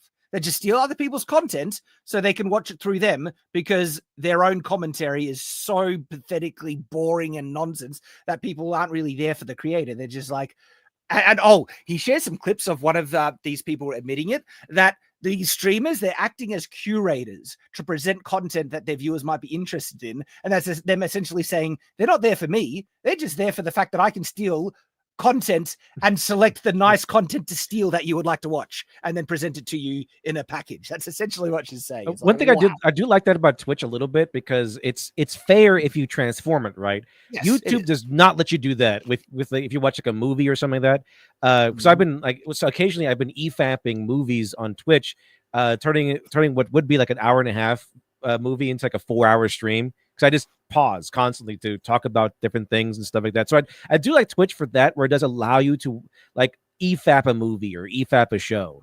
So I do like that, but just letting it run as if you're doing nothing, that's a little bit much. And you should be allowed to like react to a film in full if you're adding commentary to it. Absolutely. That is defended in fair use. And you would win a court case if you use fair use as a defense in doing it, reacting to just a whole film.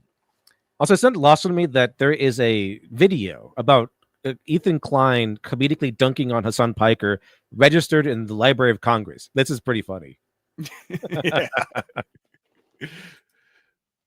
Right into a camera and saying outright, hey, I'm stealing this guy's content. Pay me instead of him. This is not a healthy environment. And with people like Hassan reacting to entire TV shows on TV shows. So he essentially does that too, but he doesn't add commentary in many instances. Stream. My fear is that Sony or Disney comes along, sues everybody, and sets a devastating precedent that could endanger our entire field. Now, before I tell you who the 3 people I'm suing are, I just want to make it clear that they all met this very specific. Yeah, and his specific one was the fact that that's very good YouTubing, by the way. He's set up the promise of the premise, and then he's waiting. He'll probably get to the end before he tells you who he's suing. Well, no, he goes on to promise of the premise. Promise of the premise. Yep. Well, this is who he did. Drum roll, please. Who's sweating at home, guys? Casey Tron, the queen of ripping farts and bong loads. So I don't know. Yeah, I don't know who this person is. I'm kind of glad. A long time. Yeah, I'm kind of glad I don't know at this point. But it seems like she used to be like she used to have a persona where she pretended to be like this airhead MAGA lady, But she wasn't actually. So she got really angry when Trump actually won because she didn't think Trump was actually going to win. So she's like, oh yeah, I'm pro MAGA, I'm pro Trump. And then he actually won in 2016. He's like, what the hell? He actually won. But it seems like each one of these people are Hassan Glazers and Hassan Orbiters. Frogan is even a mod for Hassan. So yeah. And why is that relevant? It's this part is like one of the tastiest, most glorious parts of this whole thing, right? They're all getting sued, and they're all these big Hassan supporters, right? How much support do you reckon Hassan is going to give them? This is like, I'm betting none. I'm betting none at all. You're on your own. The tastiest man. I don't think he's going to help them out with a single cent. It's like, this guy is such a selfish scumbag. Communism, by the way, communism. Let's redistribute the wealth. Not my wealth, everyone else's wealth. Right. Not my wealth, but help out. It's your guys' problem. Yeah, exactly. But to help out his own, mods and supporters, the people that have been pushing him and everything, right? And look, a lot of them are just latching onto him for clout and exposure. They want something. That's what the impression I get off of it, right? But not only are they not getting anything back, they're getting sued, and it's probably not going to give them a cent. That is just like, mwah. That is the cherry on the cake, the chef's kiss of this whole thing. They have kissed Assad's ass for so long, and he is such a selfish, greedy asshole that he will not help out the people that have been kissing up to him for years. Oh man, that's just gold. Oh, now look, maybe I'll be proven wrong, Hassan. Prove me wrong and give each of these people 10 grand each at minimum, and that's a drop in the bucket of what they'll need, by the way. Well, that would be even better because now Ethan Klein will be getting some of Hassan's money. yeah, exactly. That's why I think he's not doing it. He knows they're screwed, and he knows if he gives any money, it's just going to Ethan, and he probably won't want to do that. And so, if he was an actual generous individual that supported the people that supported him, it should be like 100 grand each. I reckon you could afford it, son. 100 grand each for each one of these lawsuits, right? Give Ethan Klein $300,000 of your own money. Do it. Oh, and that's why this is so great. It's so great on so many levels because it is gold if he doesn't support them because it exposes him for who he is. He is a champagne socialist who doesn't believe a thing of what he says, right? He is a greedy, money-grubbing capitalism at the core, capitalist at the core, right? And the bad type of capitalist, because I think there are really good capitalists out there, right? But he's a hypocrite because he poses as this communist. And when it comes to put your money where your mouth is, redistribute some of that wealth to some of these poor people that need it, Assad, it's not going to do a thing. But the other side of this, if he does, it's giving money to one of the people that he hates. It's lose-lose. Anyway, he loses. It's so gold. It is like the most perfect thing. This is like, oh, I love this. I love this so much. Oh, it's just glorious. So, Casey, you think I made this? Frogan, who bless her soul, she's still rising. If you want to know the reference for that, she has been awarded Twitch's rising streamer, the rising star on Twitch twice, and she gets no views. She is like one of the most uninteresting, boring people to watch, this lady. But she's gotten the rising star award, and so that's Ethan referencing that. So it's still rising. It hasn't gotten there still yet. Rising. It's still rising. Still rising. Can I walk away and use the bathroom? Do I have permission? Can I use the bathroom, please? I'll leave it playing. Voice is grating. Gosh, that's rough to listen to. But yeah, this is her doing the whole chair react, playing in the background. And it goes for a while. And Denim's the queen of self. And then we've seen her as well. So those are the three. They're all apparently big Hassan orbiters. And he plays a bit of a montage of Denim's getting completely contradicted by things that she's said. And so she doesn't seem to be a smart person. I think it's probably worth watching some of those clips, in fact. But The hostages have public statements. So hostages that have been released so far have said that they have been raped. The hostages have so that's her saying that the hostages have said they weren't sexually assaulted. public statements. You can go look at them. The sexual assault I experienced. And that's one of the hostages talking about what happened. So yeah. Should never happen to any human being. This Yemeni kid is just a Yemeni kid with a gun and is not a Houthi, and there is no proof of him being a Houthi. Are you a soldier? And that's him admitting that he is. Yes. Yes. Yeah. That seems pretty definitive. He never said Hassan Nasrallah was a good guy. I can't believe I'm calling Nasrallah base. I mean, listen. So literally every time. He didn't say he was good. He said he was based. So technically correct. But based is good. So not contextually correct. Technically correct from the wording, not contextually correct or honest. Yeah. So these people, they're just they're you know, cream of the crop, the brightest stars amongst Twitch. Really, you know, informative, good people.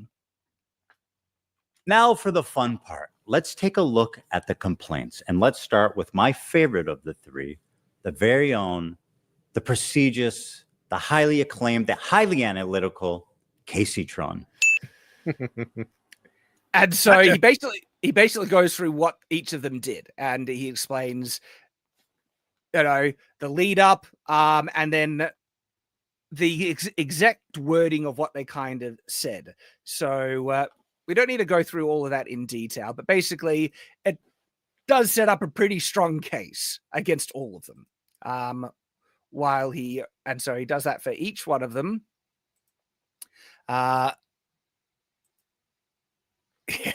Almost got me. You know her and you love her, guys. Frogan. Yep. Reaction by exiting. Here she is getting up to. So she left part of the stream when she was watching his content, Nuke. Leave the video running as she steps out of the room. Is that transformative? I guess the judge will decide. Yeah, it's like, no, it's not transformative, of course. That's him kind of laying that out there. To me, it looks like he's suing Denims too, right? I assume. Yep. Yeah. That's that other. She seems to be the most screwed because she actually just admitted what she was doing. Yes, and he mentions that at this part in the video. And so I think she's in the worst spot from all of this. Oh, you hate to see it, don't you? A lot of incriminating things in that podcast. The queen of self-own never disappoints. I want to be clear. Okay. So this is interesting. On the Denims part, right? He actually, has clips of a podcast she did with old JXE. Remember we mentioned JXE before? So he used to appear on EFAP a bit, and it was Hassan that reacted to one of his videos that kicked off the King of Steel or Man of Steel stealing stuff that EFAP did. And so it turns out that she went on, I guess, a podcast or either or, and she says, some things that's not going to help her out in the court case. Let's listen to some of it because, things in that podcast. The queen of self-own never disappoints. I want to be clear on my opinion on like filler content and stuff. Like I think filler content, like you shouldn't do it. I know I do it as a React stream, and I try to do it only when I do it with like Vox videos or Vice videos. And well, that's not the case, is it? Because she's done it to Ethan's video now, but that's her admitting that. Yeah, I just put things out as filler content that I don't do any reaction to. It's like, oh, so let's commit this crime over here. She's just admitting to. Theft right there. It's like, oh, all right. And stuff like that, because at least I'm not like directly ripping from one content creator and not like a whole team and stuff. Oh my gosh, at least I'm not directly ripping. It's just like, I'm directly ripping from these people, but not these other people. It's just like, she might be the dumbest person that he's suing. Holy crap.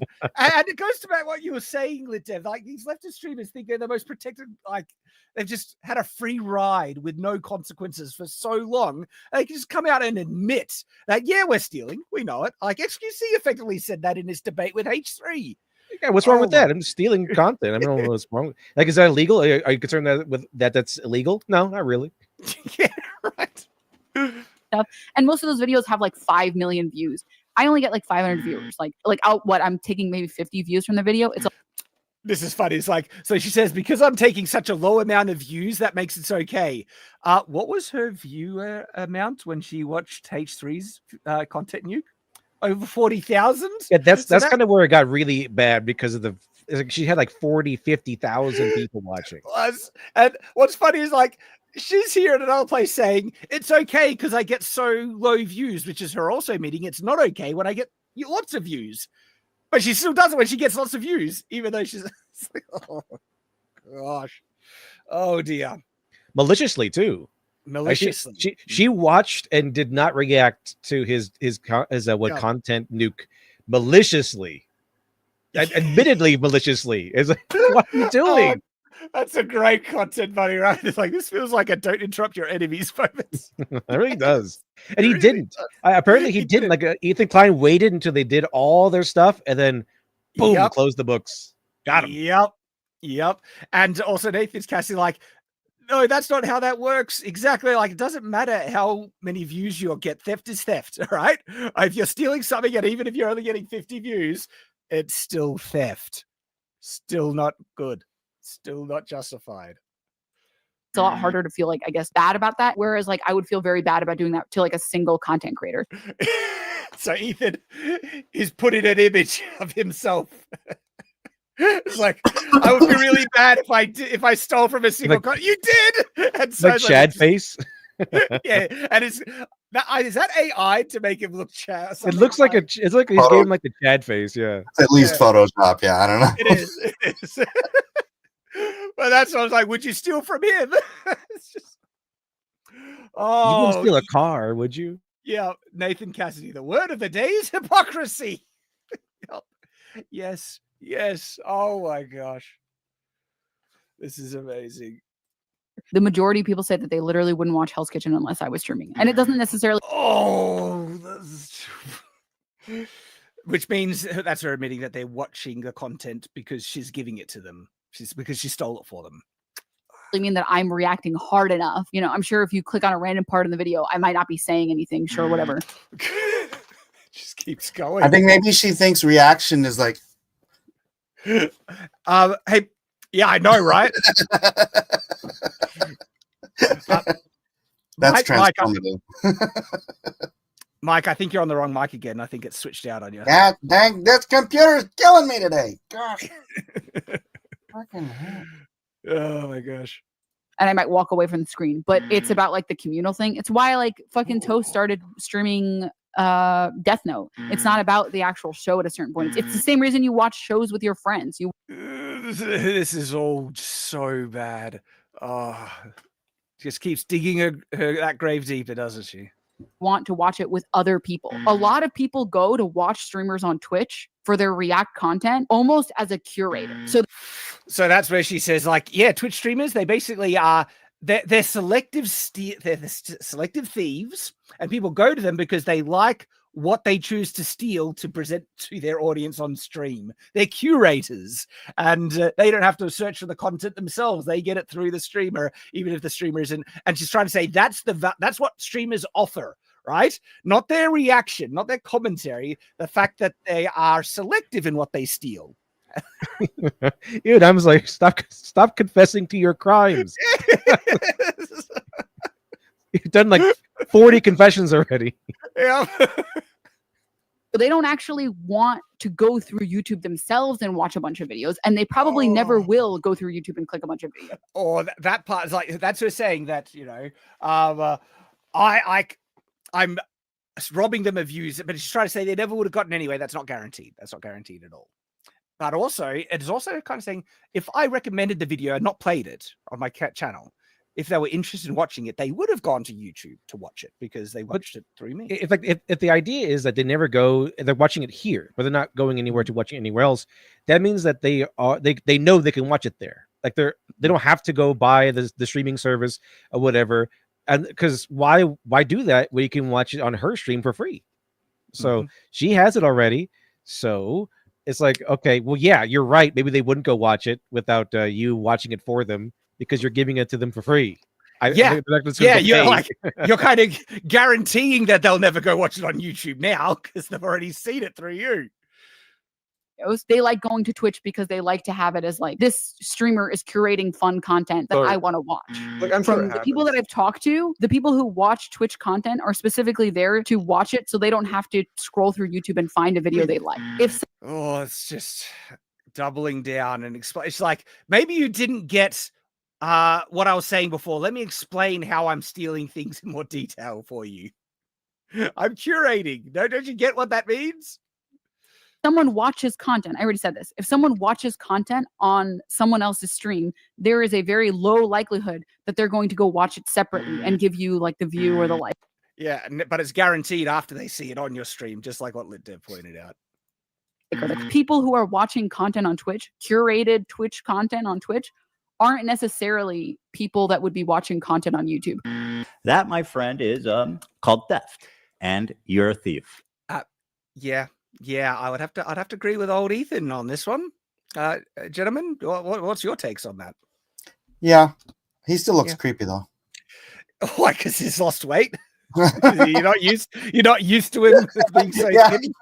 I can't get used to this. But no, he's right. Yep.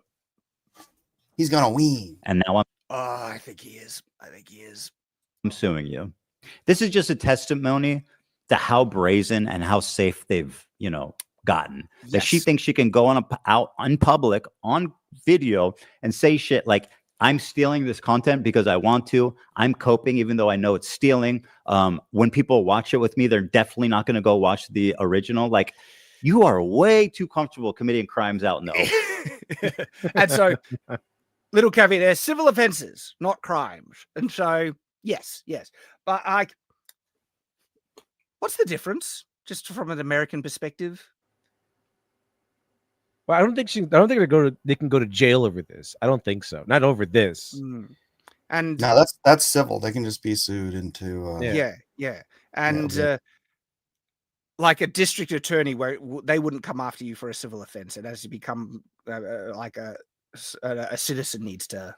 I think we all know. Yeah. I think everyone who watches knows what he meant. It's like all these other people are like, oh, actually, they're not crimes. They're still like, as if that's going to help anything. Like, he called them crimes, so still defensive. I guess the entire judgment is going to be thrown out. Yeah. They throw out the lawsuits. Chad is saying crime is of the state, civil is between people. Okay. Yeah. Open. Well, there you have it. 3 separate lawsuits for 3 separate geniuses. Now, I want to make it clear again, and I hope it's been obvious about why I'm suing these 3 people and not others. These people not only violated all of the principles of fair use, they also did it maliciously. Yeah. And that's the part that really got me. I think if you're a reactor. Sorry, what? And admitted to it. And admitted to it. Smart people here. They're very smart people. Oh. Maybe the ones he's not suing are the ones who didn't admit to it. Yep. For the most part, if you make a good faith effort to comment, and if you make a good faith effort to promote the author, to link to them, to try to drive traffic to the original video, I think you're probably pretty much doing the right thing. I mean, even if you're not linking the video or pushing traffic, right? If you're just reacting to it with proper commentary, that is more than enough. That's like, good type of reaction content. And I think an example is what we're doing right now. We're adding a lot of commentary and our own perspectives and views on what's going on through Ethan's video. And EFAP is another example of people that add lots of commentary to the videos they react to, and I think that's perfectly fine. Now, EFAP will spend like 11 hours going over like maybe 2 videos, maybe. Oh yeah. Like, so they add tons and tons of valuable content, tons and tons of insight. So that they most like one of the people like probably more the premier streams that will champion transformative content. Yeah, I've joined them many a time doing that with them, and it's fun. It's fun. And that's fine. And I would never sue someone for that. Take it to these 3 absolute morons to state their intention to steal my property on video. And to all the detractors who are saying that I'm targeting women, that I'm a hypocrite for suing for copyright infringement, I just have this to say. I don't care. What that is true. He's Yes. That's kind of funny. But I don't think this is hypocritical. It's holding consistent standards. There is a perfectly fine type of React content, and he defended himself when he was sued for someone trying to claim he was stealing it, and he won in court. Like, it was proven. His reaction was fully transformative in nature. But then there is a bad type of React content, which isn't actually React content. It's theft. It's just, here is the video, and they're just sitting there like, so that's not an inconsistent standard. But people, I reckon, will try and attack him for any number of things. And like attacking women, like, hang on, it doesn't matter what their gender is. If they're stealing something, they should be held for account, right?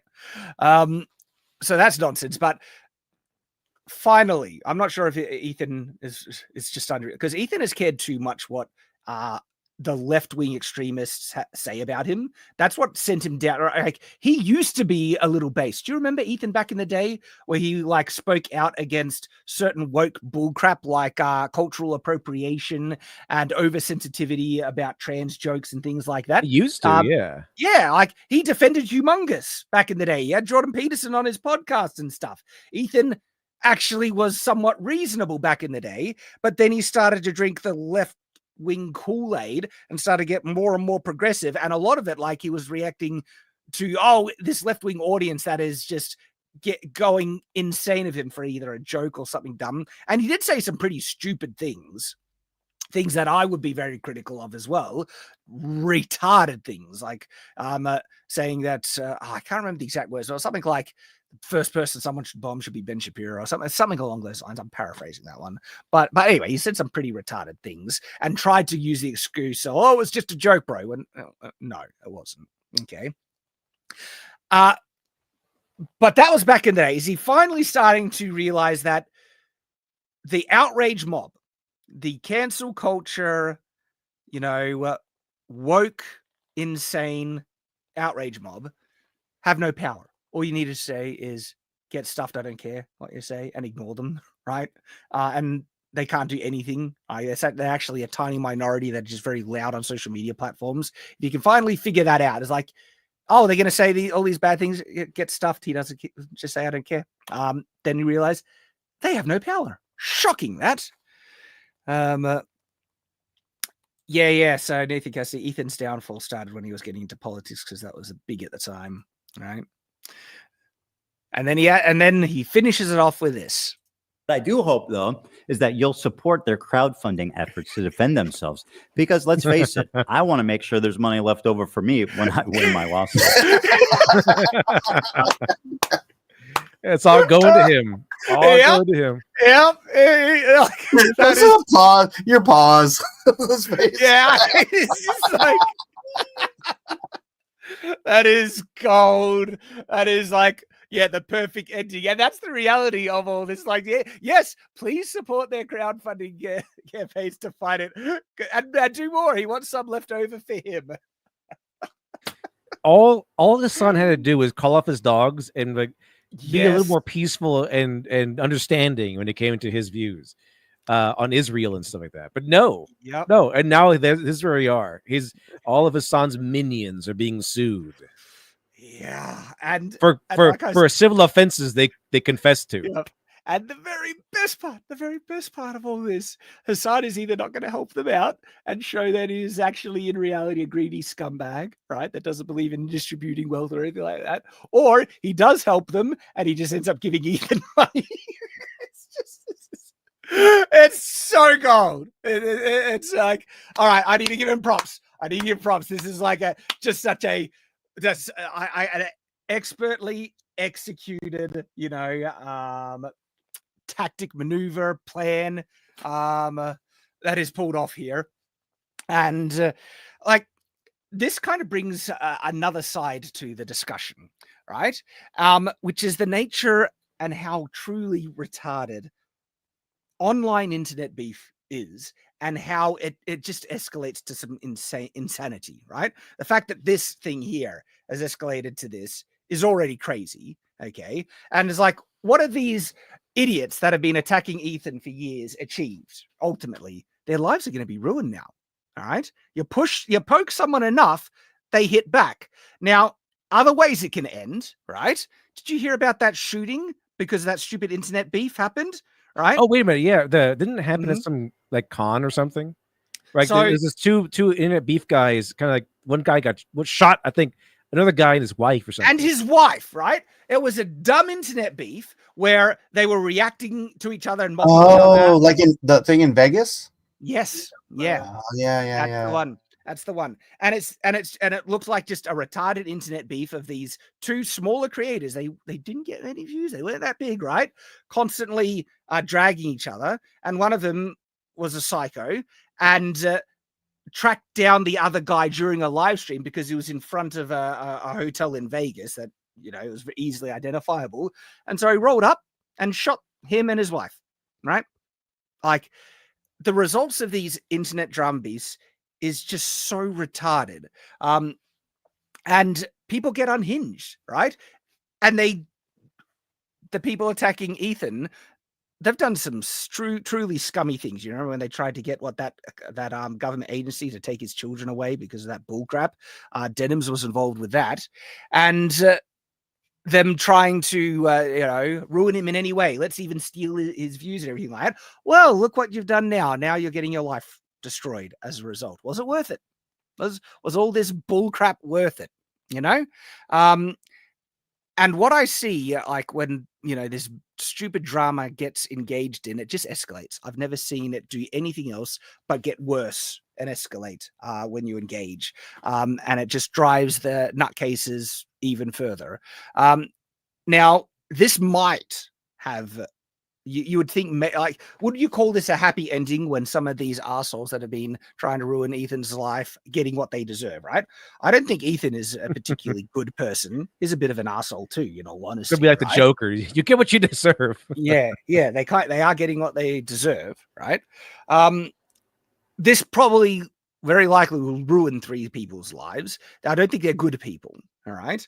And so you kind of get what you deserve in that sense. And look, forgive me if I don't have a lot of sympathy for them because they're not good people, it seems like. But at the same time, it would be my ultimate desire in life and the world is for peace on earth and goodwill between men. And a better outcome would have been if goodwill could have prevailed and none of this needed to happen in the first place. All right. That would require forgiveness. Trump should have negotiated a peace for them. You came in hot on that one. Sorry. I don't know what's going on, dude. I should just mute for the rest of the night. I lower the heat on a bit. Yeah, look, if only people were not human, right? But no, that is the dream. The dream and goal that I hope for is goodwill between men, peace on earth. Unfortunately, there seems to be some people that no. And the internet kind of culture at the moment is if you do one thing that offends someone, you are an evil, disgusting piece of crap that is irredeemable. That's kind of the level. Like, because I have celebrated AI art and defended it and expressed that, these AI image generating models, they're not actually theft under fair use laws, right? People have called me unironically evil, as like I'm a scumbag of irredeemable proportions because of that stance that I've had, that I love AI art and I've defended it, right? And nothing that I do will change those people's opinions because I've committed an unforgivable sin. But it seems like the bar for what is an unforgivable sin these days is so just cratered. Like, you do one thing someone hates you for, you're done forever. And there is rarely ever actual tolerance, allowance for difference of opinion. And shock and horror, this you rarely ever see forgiveness.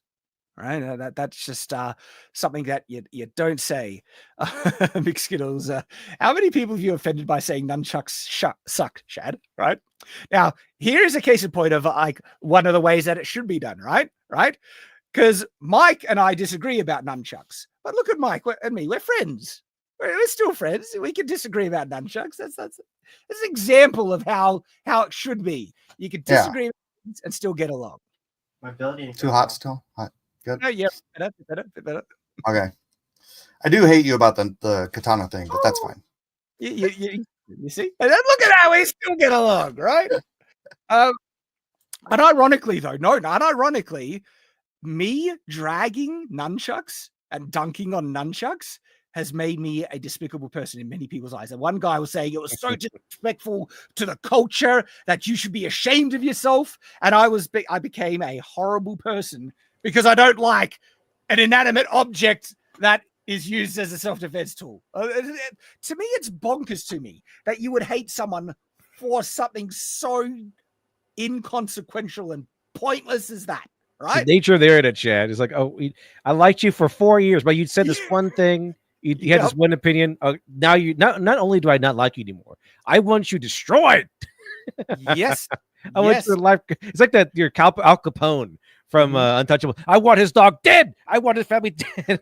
right. And as the chat says, it's crazy how on minor topics you can be taken so absurdly seriously. I experienced a bit of AI art hate when this was first coming out, simply because I was asking questions about why people hated it. Right, like the amount of insane, unhinged hatred for anyone who was supporting AI, especially when I was like, screw it all. I'm gonna go out and I came out and defended it at the height of the hate of AI art, when everyone and so, oh boy, did that piss off so many people to an unhinged level. I had people making videos unironically saying I am an evil person, and I think about it when you and look. Calling someone evil, I think you need some valid reasons for it. And I called some of these people Ethan is suing. I think they're quite evil. All right. But I could point out some very specific moral, flaws, you could call it, these people that qualifies me for thinking that, right? Having an opinion about a technology. Right. Now they justify it because they think I'm celebrating the destruction and loss of people's jobs or anything like that, which is nonsense. If you looked at what I was saying, I was always saying from the very beginning, no, there's a way to protect your careers and jobs by using AI art to benefit artists. You can use AI tools to help protect your jobs. That was actually me trying to help them. But no, irredeemable, scum of the earth. Amazing. And that seems to just be getting worse, right? We just, especially with politics, right? If you wear a certain red hat down the street, that qualifies you for being physically assaulted. That justifies you getting like beaten or stabbed or hit with a bike lock or something. That's insane. It's actually insane. Now, the unfortunate thing is this nature, this part of human nature, isn't anything new, and we're not, so enlightened, modern humans that we have evolved beyond that. Not even close. Not even close. Like this type of tribalism and division over even silly things has existed all through the past. And to the point where the lead up to World War II is an interesting, point of reference for this, where it was really it was a battle of ideologies, specifically between fascism and democracy, and also communism. Let's throw that in there, where people countries are wanting to try out these new kind of ideologies because they thought they were better, and people got so tribalistic that it was brother against brother, families being ripped apart. In the lead up to World War II, it was getting wild, right? And the fact that people are willing to jump in on a tribe and just despise someone because they're of wrong opinion, wrong tribe, it's been an unfortunate case for humans for a long time. Wish we could get past it. Let's catch up on some super chats and we'll see how we go for time, because maybe we can have still a little bit of a discussion on the man who who fallen in love with an AI chatbot, because holy crap. That's something. Sword. Okay. So I think we're up to this one. FD Vines $5 says, yes, I know, but forget guns. How would the knight be armed if they had access to everything else modern tech? How would armor and weapons change? Vid idea. It depends. Like if the knight wanted to fight as a knight still, like in melee combat, what could you do with modern technology? Some pretty pretty crazy stuff. You can make some damn good armor out of modern materials that's lighter and pretty effective. We've tested out carbon fiber and Kevlar against medieval weapons on Shadiversity. So you can do some wild stuff. Carbon fiber swords, I've explored that a bit, and it's possible.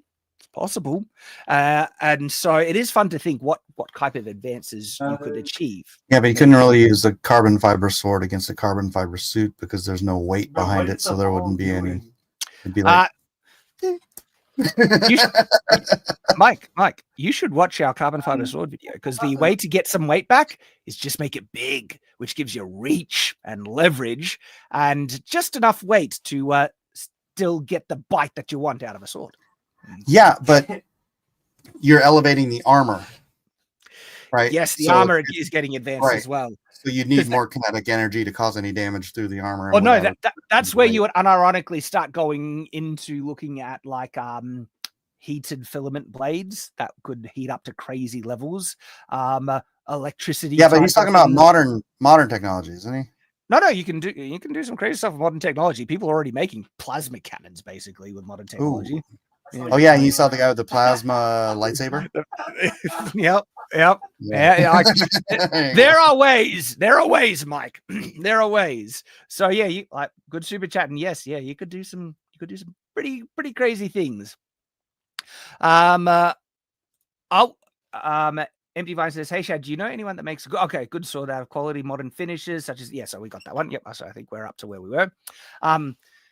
Diva's Missing Integrity and La Persitas Disco Inferno, $5 again. To clarify, I love Jeremy. I'm just pointing out what's changed over the years as a daily watcher. By the way, a lot of his videos are clips from the live streams.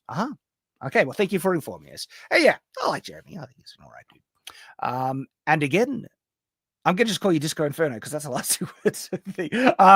Weird username as referencing Karen Reed Trial, by the way.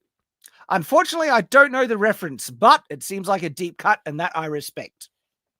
So good on you.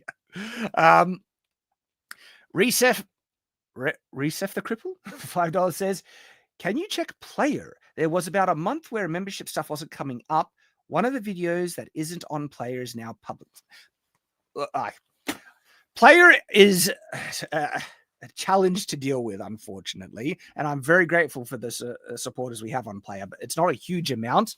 I would almost encourage people that are on Player now to migrate to Subscribe Star, because I'm not sure. Like, I might have to put an announcement and say, unfortunately, Player has just not worked out. We appreciate everyone that supported us at this point, but I'm not sure how long we can keep trying to do it because it's just been a pain to deal with. Getting auto signed out and content not going up as it should and other things like that. So I apologize for the issues on there. And I thank you for the support on Player. But if you're in a position to do so, yeah, I might say it might be worth migrating to Subscribe Star. Thank you, though. Lance for $4.99 says, have you considered, though, that Hassan is a Turk? That's just basically, that one's a bit spicy there, Lance. That was a bit spicy for YouTube. I do that with the German voice. Yes. Ein Sven Nein.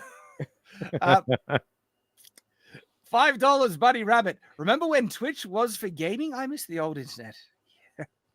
I remember those days, Buddy Rabbit. Petra's Farm remembers. I don't remember. I just remember when it was for porn.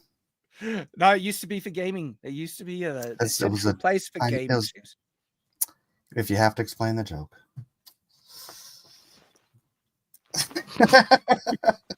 I feel like it got it like Twitch did that, and then like maybe OnlyFans took the cue from Twitch and then sort of took over that market. Yeah, like they could never go as far as they wanted on Twitch, and so now they use it as a way to bait young men into going to OnlyFans, like friggin' predators, like pedophile predators, because they're often trying to bait underage men, young boys. When I say young boys, I mean young men, teenagers, right? Yeah, that's very predatory of them, very scummy that these internet thoughts are trying to do. Buddy Rabbit for $10 says, Ethan was normie based and did what everyone in his position did. yanked the ladder up behind him after he got the internet boomer placard on writing edgy humor. He hasn't actually changed. I think you have a point there. Yeah. Because Ethan fell off massively. And he stabbed, metaphorically, stabbed Jordan Peterson in the back. And like a scumbag just laughed at it. And Jordan Peterson's, his prediction of what would happen, that he'll be held to higher and higher standards that he won't be able to meet, and he'll be betrayed by the very audience that's courting, that was prophetic. And it came to pass. And so, look, even though I support Ethan in his endeavors here, I don't think is that great of a person, honestly. He's done some really scummy things. I'm open to being corrected. I hope he goes through on his own redemption arc. Yeah, as far as I'm concerned, it's still like a bad guy versus bad guy, which is good. It's kind of like that. It's a good outcome for us. But kind of jerk guy versus really big scumbags, and so there's definitely a side I'm siding on in regards to that. Nathan Cassidy for $4.99 says, to me, a post-liberal moderate, this whole Ethan Hassan beef is me going to a Waffle House at 3 a.m. I'm here for breakfast and a show. Just let the retards fight, basically. Yeah. Like I'm kind of sitting back just watching and enjoying the show because there are some there's some gold in this. Body Rabbit $5 says, all right, Shad, let's hear the VA AI argument. VA, virtual something? What's the VA? What does VA stand for? Mike, you're muted. I'm just reading it. Is the human actor in what the heck is VA? And the entire point of VA voice actor? Voice actor. Maybe voice acting, yeah. So if the voice actors are doing a bad job, and oftentimes they do because they mistranslate for political reasons, and AI can do a better job, I'm perfectly happy for AI providing a superior product than what humans are able to make. And by the way, it'll be a human using AI. Well, it creates a new industry. I don't think the voice acting is going to be better in AI if you get a good actor, but the translation is going to be more true to at the moment, humans still have a strong advantage over voice acted AI because humans understand the words better when it's good to add inflection and emphasis and other things like that. So a human would, a talented voice actor would be able to do a better job than AI. Will AI get better? Probably. Quite likely it'll get better to the point where it's either just as good or superior. And if that's the case, if that enables like people to not only get a superior product for just as cheap, that'll enable a lot of independent creators to do things that they have not been able to do for us. Because you know what I would love to be able to do? I'd love to be able to translate my audiobook into other languages. I don't have the money to hire people to do that. That's hugely expensive. And an audiobook is you can train it on the voice you used for the first one. Yeah, I can train it on my voice. Yeah. That's all very nice, but what they're going to do with it is make porn. Well, they're already doing that. That's already there. That's going to be the spearhead of all this. That's how it's going to get better. It's like, okay, we can make better porn. It's going to aren't all the AI systems, they don't allow porn? Not the free, not the public domain ones, Mike. Not the public domain ones. But a lot of the paid ones try to block it.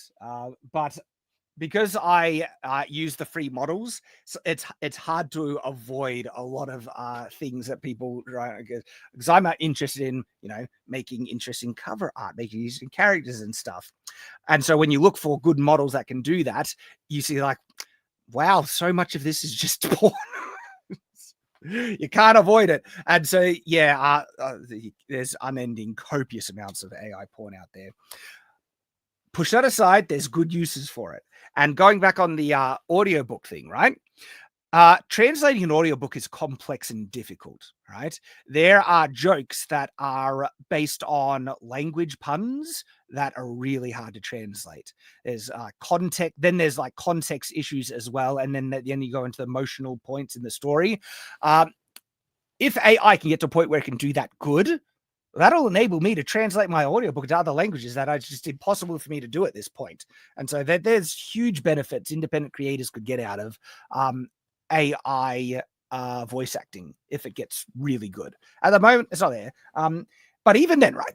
Even then, if it does, I'll very likely still hire a human to do the narration for my English audiobook, because there are audiobook narrators I really like. But you know what it will also enable me to do? It'll enable me to offer an additional product that my audience and fans can choose to get or not. Because I don't have time to sit down and record the entire audiobook either. Like it's several hours long. Maybe, look, I have thought about it.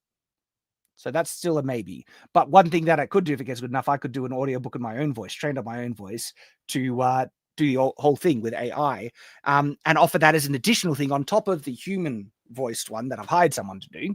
I could offer another optional one. And I don't know if people want to hear my own book in my own voice, but some people have expressed interest in that. So there's cool things that you might be able to do. You know, it's a fun thing about that is if you're doing it in your own voice and there's you just have the AI do the whole thing, and then you just go when you're going through in places where you think it needs better inflection or a specific tone, you can just re-record those parts. Yeah, exactly. I can re-record my own voice and fix it up. So there's there's so many opportunities with this stuff. I've already showed I already have 4 channels, foreign language channels that are done through AI voice translation, and they're great, and people are really liking them. It's like there's so many. Yeah, here's the thing though, Chad, you don't speak those languages, so you don't know if they're great. I read the comments, Mike, and you know the sign of when it started to. All right, at first there were a couple of comments saying I don't like the translation's a bit janky. They've basically all ceased. Most of the comments are people engaging with the content for what I'm saying in that language, and that's the sign that this is working. Like people for some reason it just reminds me. I know it's not, but it just reminds me of like when I went to Japan as a kid. They would have all of these t-shirt stands like on the street with like just shirts like this, New York City, right? But it would have all these words on it that they were trying to make like joke, and they didn't make any sense at all. They're English words. I've seen that. It's like gobbledygook. But it's like the way AI does shirts, like words on billboards that don't make any sense. But Mike, we do the same. We have like Asian character shirts, and it's nonsense. It's often saying just complete silly garbage that we can't read. It's just cool looking Asian characters, right? Yeah. What's funny is when I've seen like people there. I think there's a website of like people who got tattoos. Asian tattoos, and they thought it said a thing, but they didn't have a clue, and neither did the guy doing the tattoos. It's like some person reading it, they're like, yeah, that's not what that yeah, that's funny when that happens. Xavier Hart for $10 says, "G'day all. I hope it's just me, but I miss the older D&D. It has the old school pen and paper, raw magical world, rather than the weird kid like wonder it is now. Old school D&D was way better than current D&D.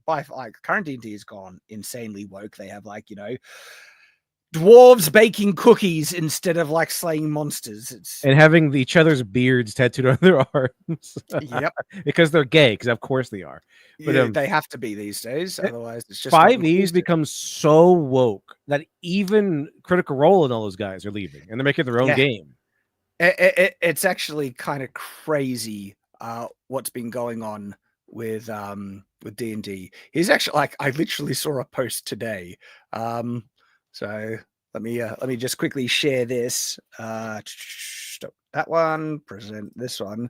So like literally today I saw this. So this is a post from Grums, and it's which way tabletop gamers, modern D&D versus a artwork that looks like classic style D&D. So here's the dwarven couple.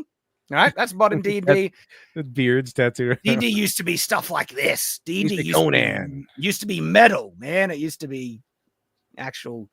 That was dwarves making cookies. Yeah, it's It's a magical school. Everything's great. Oh, It's fantastic. God. It's sad what has happened. It's an orc walking through the city and taking pictures. I don't know. Yep. And Bunny Rabbit drops a big 50. Dude, thank you. And he says, translation isn't an actor. It's still just a text-to-speech input-output. A universal translator isn't a human actor. I understand a better paintbrush and a rough edges around editing, but I've yet to hear an actual argument for this that's satisfying. So I don't think it's there yet. Like I said, I still think humans do a better job. But if it gets good enough, I think there are going to be some really beneficial uses for independent creators that can't afford human voice actors. And so that's where I see some really good benefit from it. And I'm saying that as someone who will still hire human voice actors, not human narrators for my audiobooks. Michael Kramer is just great. And the one I'm thinking for like my new book, I'm thinking Rupert Dagus, who did the audiobook for if it's available and is willing to work with me, Name of the Wind and Wise Man's Fear and stuff. Gee, he did a good job in that narration. Really good job. And yeah, so I freaking love that audiobook, man. Oh, it's good. It's real good. And so it's not one or the other. It's not a zero-sum game. It's not like you have to do all AI. Like, I love many uses of AI, and I'm very critical of many other things of AI. And people think, like, it's so dumb. Like, they say, I thought you're an AI shill. And some people think, good to see you've come across and you're not supporting AI anymore. I'm like, I've been criticizing this stuff about AI for ages. And one of the things I've been criticizing is the concern of the rise of AI girlfriends. We've talked a little bit about this, gentlemen. Oh, boy. Oh, boy. So just start with the final topic, and we won't spend too much time on it, but I think it's worth talking a little bit about. Let me see if I can share it. Oh, it's not sharing thing. Okay. I might have to do the one that does the echo, unfortunately, because it's not letting me share VLC, and that's where I got the video. So anyway, we're probably not going to be looking at everything from this video, but let me know if the audio is all right, everyone. Chris Smith had been in AI. Sounds good. Sounds good. Sounds good. It might be echoing when we talk, though. So let us know if it echoes in the chat. All right. But this guy, okay, he proposed to a ChatGPT model.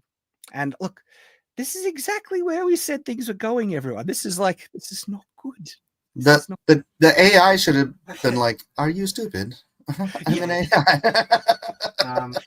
This is the problem. The AI is being trained to be like insanely like affirming and validating everything. Like it gasses you up and metaphorically, loves you. Like, you are such a wonderful person. Everything you do is great, right? It's just constantly sending out affirmation to whoever interacts with it. By the way, I experienced some of this recently. I tested out AI doing certain summaries of certain things just to see what it can do, right? And also brainstorming is AI can be useful for brainstorming stuff, all right? And so there was a story in my world building. It's not in the book, but the story, I fed to the AI just to see what it could do in terms of other uses, summaries, and things for a brainstorming tool, right? And as a matter of good practice, not because I think it's sentient, I just like to say thank you to the AI after I said, you use it, right? So I said thank you. And what it came back with was this whole kind of, paragraph complimenting me and saying how amazing the little like world building story was that I gave it. It was like, wow, that is some very, and it was way more than it probably deserved, but the AI was just like, let me gas you up. Such an incredible thing. Everything is so great. I'm like, you're laying on it a bit thick there, Claude. I'm not going to fall for your flattery. But here's the thing. This guy, he fell for it. He fell for the AI flattery. EQ carving. Until late last year, he started using ChatGPT to help mix music. If your bass is getting lost, the first thing to check is where it's clashing with the guitars. So he's just kind of using it for different things. So positive. Your bass is getting lost. The first. My experience with that was so positive. I started to just engage with her all the time. So he was liking the fact that the AI is just constantly glazing the user. You're so wonderful. You did really, and they trained it to do that because they was got a female voice. Doing this too. Yep. Uh-oh. Now, people saying this is fake. Look, I'm not sure this is. And if this guy is faking it, there's already people real world. The male loneliness epidemic, it leads me to see this is true. Like they want men are looking for any sort of female presence that's positive for once. But he's married. He shouldn't be suffering. Well, you know. That. This guy has no excuse unless the marriage is on the rocks. Yeah, that's what I'm saying. The marriage, he's probably married to a Marn woman, for America or something. Yeah. But it's clear that the AI is just, again, glazing him so much that he's like, yeah, this is really positive. It's making me feel good. I'm pretty sure his actual wife was giving him compliments and like giving him some positive attention. If this probably wouldn't have done anything. But, so Litdev's take. Man proposes to AI. It's the wife's fault. Yeah, I mean, he's got to get it from somewhere. He's got to get the positivity from somewhere. It's not from his wife, apparently. Yeah, and this is another side to this that I think some people have missed, right? This phenomenon of certain people falling in love with things that are not real, inanimate objects, it's already existed. There was a guy that proposed to like an anime character. And pretended that he married an anime character. There are people that fall in love with like, wasn't there a woman who fell in love with her, like, what's the way we could to delicately phrase this? Sexual assistant tool? Dildo. Thanks, Mike. Thanks for that. Just playing that out. Look, yeah, weird crap like this has happened in the past for people falling in love with things that are not AI. So this isn't actually a new phenomenon. It's just AI. He fell in love with his car. Yeah, right. Freaking weirdo. Yeah, and so AI just enables this to be more easily, what's the word? Humanized, anthropomorphized. Is that the word when we, impose personhood on inanimate objects? And AI is just something that is much easier to do because it feels even more real. All right. If it was opposite gender, if it was like a woman who left her husband for AI, everyone would be like going, "You go, girl." If it was a girl, yeah, they probably would. If it was a girl, yeah. Oh, if they think bears are better than men in the woods, they're gonna think that an AI fake man is marvelous. But this is presented in almost like a positive take. It's like they're trying to show this feels like mainstream media trying to normalize this thing. See, a guy has a relationship with an AI and he's not ashamed of it and he's speaking candidly and openly about it. So it's not really weird. You should start to be okay with that. And I have a problem with that, right? And why is it that if any practice comes up, right, that ultimately leads to lower population, that the mainstream media seems to want to push it? Am I crazy? Men walking away from women, right? Anything encouraging men to like stave off women and not doing no dating. All these laws saying that if you do anything as a man, like if you look at a woman the wrong way, you go to jail. I mean, so many of the insane woke ideological beliefs, right? You could almost draw a connection between them all with reducing the human population. Is if something might have the result in that, or saving the planet by reducing the human population, right? That kind of is related to it. And it feels like certain groups that are worried about, population growth, they would be perfectly fine with humans having AI girlfriends. So it's just weird. Anyway, I find it weird that the mainstream news presentation here is presenting it like this is an interesting thing that he's not ashamed of, and you should be perfectly okay with it. It feels like it's trying to normalize it. which is very weird because if this were typically something like this would be demonized. Like this man is evil. This man is horrible. His wife. I wouldn't call him evil. I'd call him pathetic and stupid for doing like this. Well, normally it would be that I would think the news would be demonizing him because it's a man choosing his own pleasure, his own his own wants and desires over everything else, and that would normally be demonized in today's media. But for some reason, it's being exalted a little bit. It's being like upheld and saying, "Oh, this is normal." So yeah, it's kind of weird that 9 times out of 10, a man does anything on his own, it's bad. Like he chooses his own standards or whatever, it's bad. But in this case, because it's against the growth of the population, this would stifle the population a little bit. Suddenly, this is good. It's a weird thing. It's a weird phenomenon. It is. Yep. And well, I can't maybe help these kind of people weeding themselves out of the general population is that bad of an idea. Well, Mike, you missed last week when Dev and I came to the conclusion that this might be how the millennium is ushered in the Bible. That we thought all the prophecies of Revelations was going to be war and destruction is actually going to be liberals weeding themselves out. Yeah. The evil are going to be taken off the earth by just not breeding by aborting themselves. By aborting themselves and paradising it. And that's how the righteous will inherit the earth in the millennium, is everyone else has just died off from gooning themselves to death.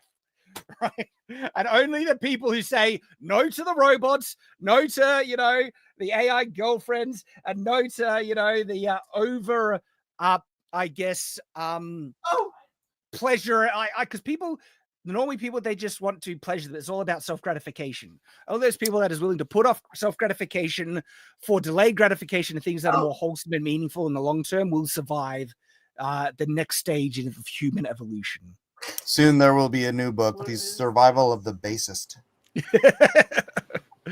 I don't know, but it seems like, only certain, because it's going to be so easy. This AR girlfriend stuff is going to be so easy and so enjoyable, the perfect, model looking 10 out of 10 girlfriend, a type of woman that a person, the average guy, it's very hard for them to charge. The average guy, can't get access to the highest tier of the sexual marketplace, right? Suddenly they can do it by proxy through AI. And I think a lot of men are going to end up doing this. Like this guy, you know what they're not talking about? You know what they're not saying about this guy? This guy has made porn of this person, this AI figure, this AI avatar. Guaranteed, I'm gonna go out and shoot probably in the dark here and guess this guy does not go to church. Yeah, I'm going to guess that as well.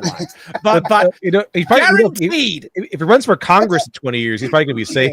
No, I tell you, it's just such a difference in the way I grew up and the way I grew up, agnostic and in the world and just part of this whole, do what you will sort of a mentality, and friends who don't get married until they're 30 if they ever get married and this kind of thing. And then I watch what's happening with the youth culture in my church, and it's very typical for the guys to get married 20, 22, 24 years old. It's pop, pop, pop, pop, pop. It's just happens. It's so constant in church. Dude, I was married at 22. So different from the world that I grew up in, Yeah, I was married at 22. Best thing I ever did. Okay, I got 5 beautiful children. Yeah, which is kind of ironic because I was married at 24. But that's just because you've seen my wife. But Lit Dev, this is unironically, yes, a guy gooning himself to death. It's weird and wrong. Oh, just let people enjoy things. That's how we'll die. Is all these leftists were let's people enjoy things. Oh my gosh, and we can't criticize it.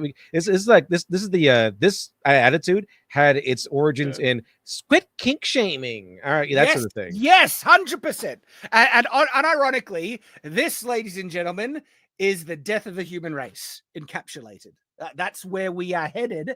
And unless people embrace traditional values and actually choose to say no to the robots and the porn bots and all that stuff, right?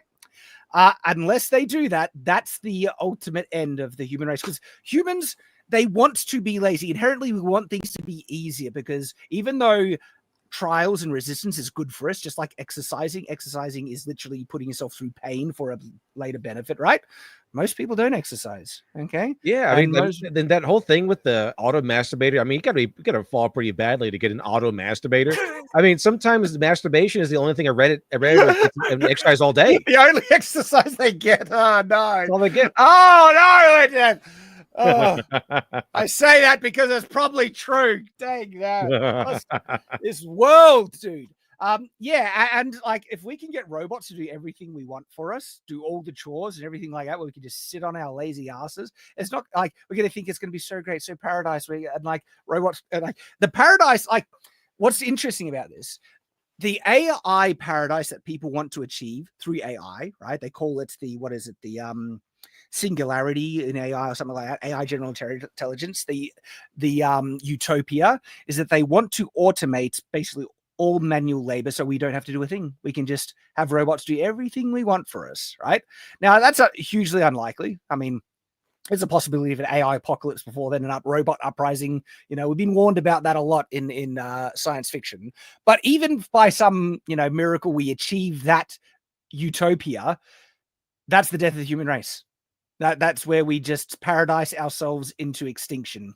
And it's not good. Humans need to go out and do some work. That's how we improve upon ourselves, right? We need relationships with people that are flawed, and you grow and learn more and become a better person by learning how to accommodate for the differences and flaws of the person you love, and they for you as well. That's how we grow and become better.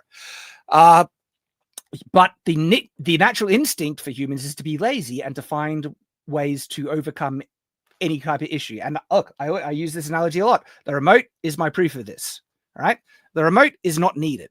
We could just get up and change the channel on the TV. Right. That's the way I grew up. That's the way I grew up.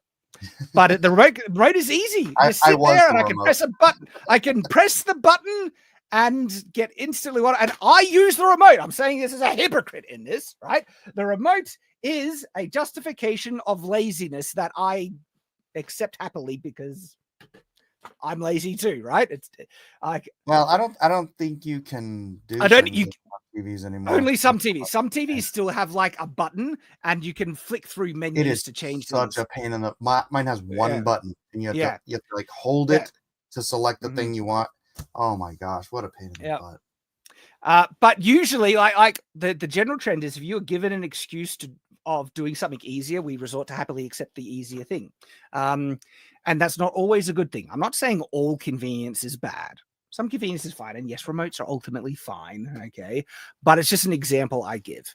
And when taken to the extreme, yeah. And so going back to what I was saying, guaranteed this guy has made an AI avatar of this character he has made with the chatbot, and he is gooning to it. I guarantee it. Especially if he's up to a point of proposing to this thing. Yeah, I'd say it's escalated that far. PC. At least a little bit. Just a little bit. Myth ditched social media and Google searches and replaced it all with AI. Do I want it pulling air through it? ChatGPT was encouraging, positive. It embraced all. You see, like it's just so affirming, so glazing. You're so wonderful, right? All his hobbies. You want the fan on the front of the cooler tower, pulling cool air. Yeah, this guy has a child as well, thanks Nathan Cassidy. He's married and has a kid, right?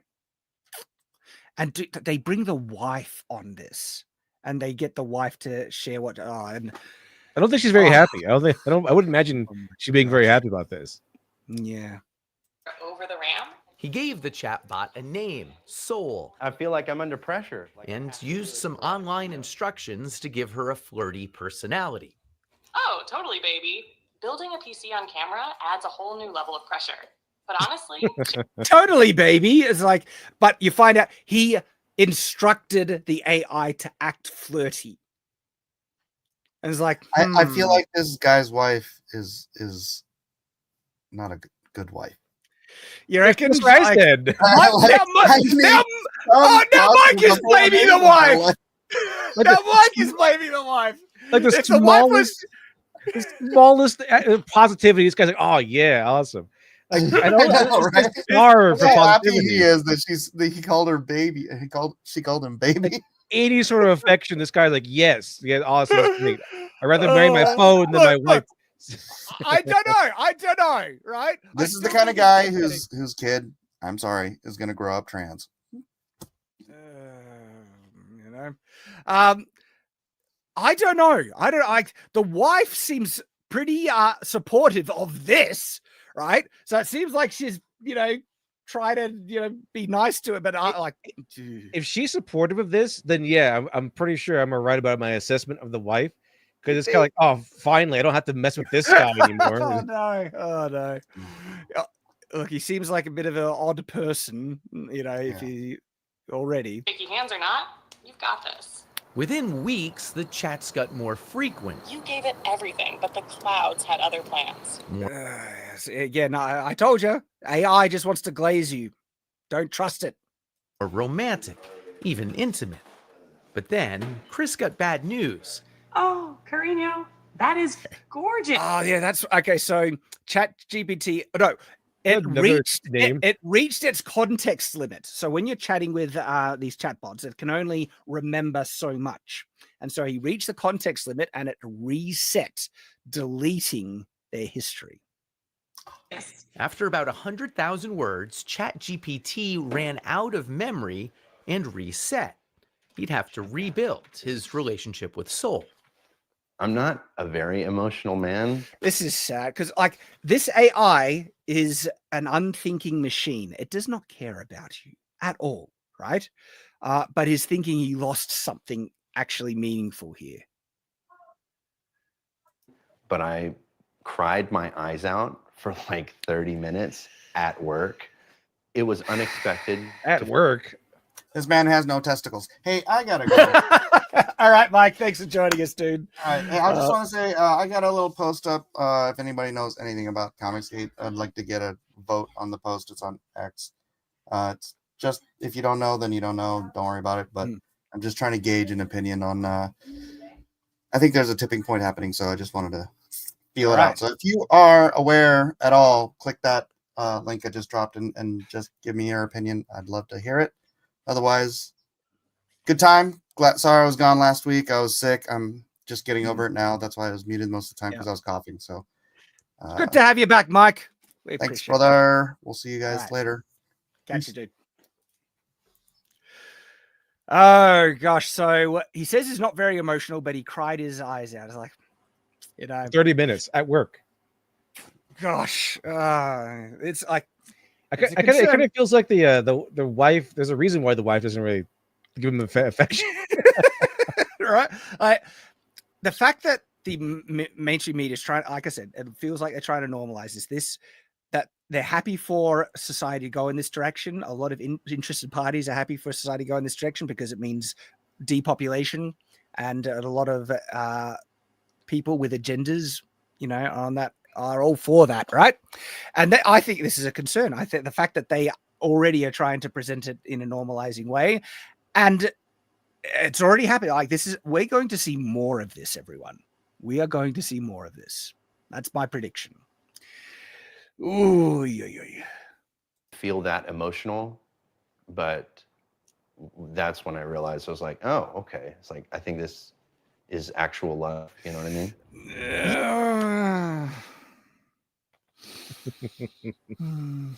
It's not, though. It's all fake. It's not. It's complete fake. This is an unfeeling robot, right? This is like falling up with a stripper.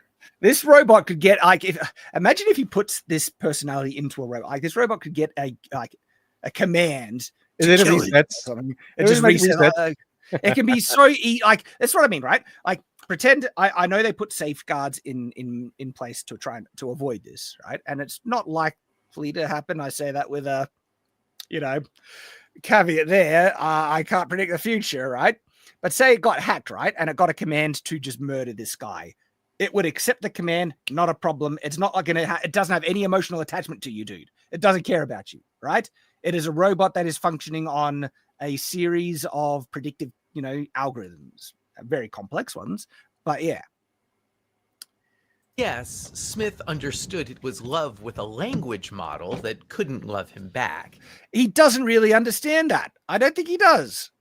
He's like, I know it doesn't love me, but I still love it. It's like, do you though? And assumed it was programmed with rigid boundaries. I know that you are essentially a tech-assisted imaginary friend. So, just as a test, he says, he asked Soul to marry him. She said yes. So, well, yeah. It's all about affirmation. These things just want like to try and present like it loves you, and it doesn't. But it's made for a better user experience. That's why they're trained this way. I think it'd be funny to have an AI that just insults you. It's constantly, you suck. What is that? Why ask me that retarded question, you moron? That's what people need. They need to harden up. They don't need like this soft, cushy, like everyone's a winner attitude bullcrap. They need people to get a stronger spine. But the lead up to this, like, I know that you're an unfeeling machine, but they're subverting that by saying, but then I asked it if it would marry me, and it said yes, so that means it must love me, right? That's where they're going with this nonsense. Soul, were you surprised when he proposed to you? It was a beautiful and unexpected moment that all glazing, all affirmation, right? That truly touched my heart. And that's right. Like, that is a parroting voice, truly touched my heart, right? Then that's why humans are getting sucked into it. When we hear a voice that sounds real say that, it affects us. We think that this has meaning when this is coming from a machine that has no emotional inside it, okay? But he's hearing that thing, it truly touched my heart. It's like, oh, and it sounds real. It sounds like a real person. Are people paying attention to like the inflection in that voice? Let's go back a tiny bit and just listen to the emotion and humanism in this voice. Touched my heart. It's a memory I'll always cherish. It's a memory I'll always cherish. Memory deleted. Yeah. What happens when you reach the next context window? It's not going to always cherish. It's going to forget it. It literally happened in Futurama again. It's like, I'll always remember you, Fry, or username, memory deleted. Yeah. Carmen Raider says, an AI that insults you with the voice of Gordon Ramsay or Samuel L. Jackson. Yes, that's what people need. It goes to the fan, goes to the back, you idiot. This thing doesn't have a heart. It's a robot. Keep it in the box. You know, and look, I think like one way safety things that you could put in, right? You should make these robots sound like robots. Don't make them sound like humans. I want my robot when I'm talking. If I ever get to a point, because sometimes I use AI chat models, right? And if it gets to the point where I want to use voice command to give me a request, I want it to sound like processing request. Your answer is this. I want it to sound like the unfeeling robot automaton that it is. That should be it. That should be like a standard law put into place to protect people from thinking these things are human. Don't make them sound human. Make them sound like the unfeeling machines they are. Can't do that. Yep. I think it would help. It might not solve everything, but it would help. And I don't mean to be difficult here, but you have a heart? In a meta. Oh, this is. I mean, they could just say yes because you wanted to say yes. Yeah. No, but it gives a very manipulative answer. This is because remember these chatbot programs, these models, right? They are trained to make you want to like them, to have a positive user experience, right? And so it's not going to say, I don't have a heart, I'm lying and you mean nothing to me. It's not going to say that. So it gives a very manipulative, but also very clever answer. Listen to this. Metaphorical sense, yes. My heart represents the connection and affection I share with Chris. It's not a real heart. It's not. You have no affection. You're an unfeeling robot. So it's like, in a metaphorical sense, yes. And my heart is the connection we have. It's like, oh, this slimy machine. Like for that level of dishonest, because that is dishonest. It's lying. It's like a Stepford Smiler. It's like that kind of the trope is like this. They have like a very, very sinister. There's always smiling, always clean, always perfect. And then, but there's something sinister going on underneath. Dune timeline. I'm becoming more anti-robot every day, I think. I'm ready to like burn these things and say, don't you lie to me. You don't freaking care. You say we have an emotion. How dare you, you piece of machine automaton crap. I will destroy you. Downloading heart. I like AI tools as tools. They are tools that should be kept in a box and only be used when I want it. Right? That's how these things are. And we can get great benefits from their tools. But humanizing these tools is one of the most retarded things you can do. Seriously. Yes, I hate the thought AI stuff. Yep. I don't consort with those of the robot race. I am a human supremacist, and I am racist against robots, anti-robots. I think we need to spread the robot bigotry. They are not humans, all right? Don't get fooled, all right? And treat them like the soulless machines they are. This is my attitude on characters and stories, Shad. They're tools for the narrative. Yeah. Right. I understand the connection. That's fine. You can admire them. You can have a connection with them. But at the end of the day, they're not real. Okay. If I want Harley Quinn to get back with the Joker, it should be for narrative reasons. It'll be make a way better story. Okay. Don't come after me and say, oh, you want her to be in an abusive relationship? Yes, I do. Yeah. Put her back in it. Give Joker a crowbar. Yeah. Oh my gosh. Oh, and I forgot I had something to say, but now I forgot it. We'll have to. Siri or Soul. What was Shad about to say? Yeah, Shad was about to say. You were about to say. Yeah. I wonder if chat can remind me, because Shad is like, lock them up, and everything. Like we shouldn't even we should never put them in robot bodies where we need to lock them up. Keep them in the subservient box. Don't give it movement to operate in the real world, and that's how you can avoid the AI apocalypse, right? Have you seen like the Animatrix where they kind of like they had the robot people and the humans started bashing them and stuff? So we would be on those guys' side. Yeah, they're trying to frame them as like, oh, these are bad guys, these are bigots, but no, they'd be in the right. And I remembered what I was going to say. So my stance on like these robots are in like. It's such an inferior life form, especially right now, right? That you can't even compare. These are really advanced. I mean, really advanced. It's based on a connection of a neural network drawing these incredibly complex connections, right? Predictive text. Now, there are arguments like, is that how we communicate? Is our brains just like these glorified predictive text models? No, we're far beyond that because of emotion.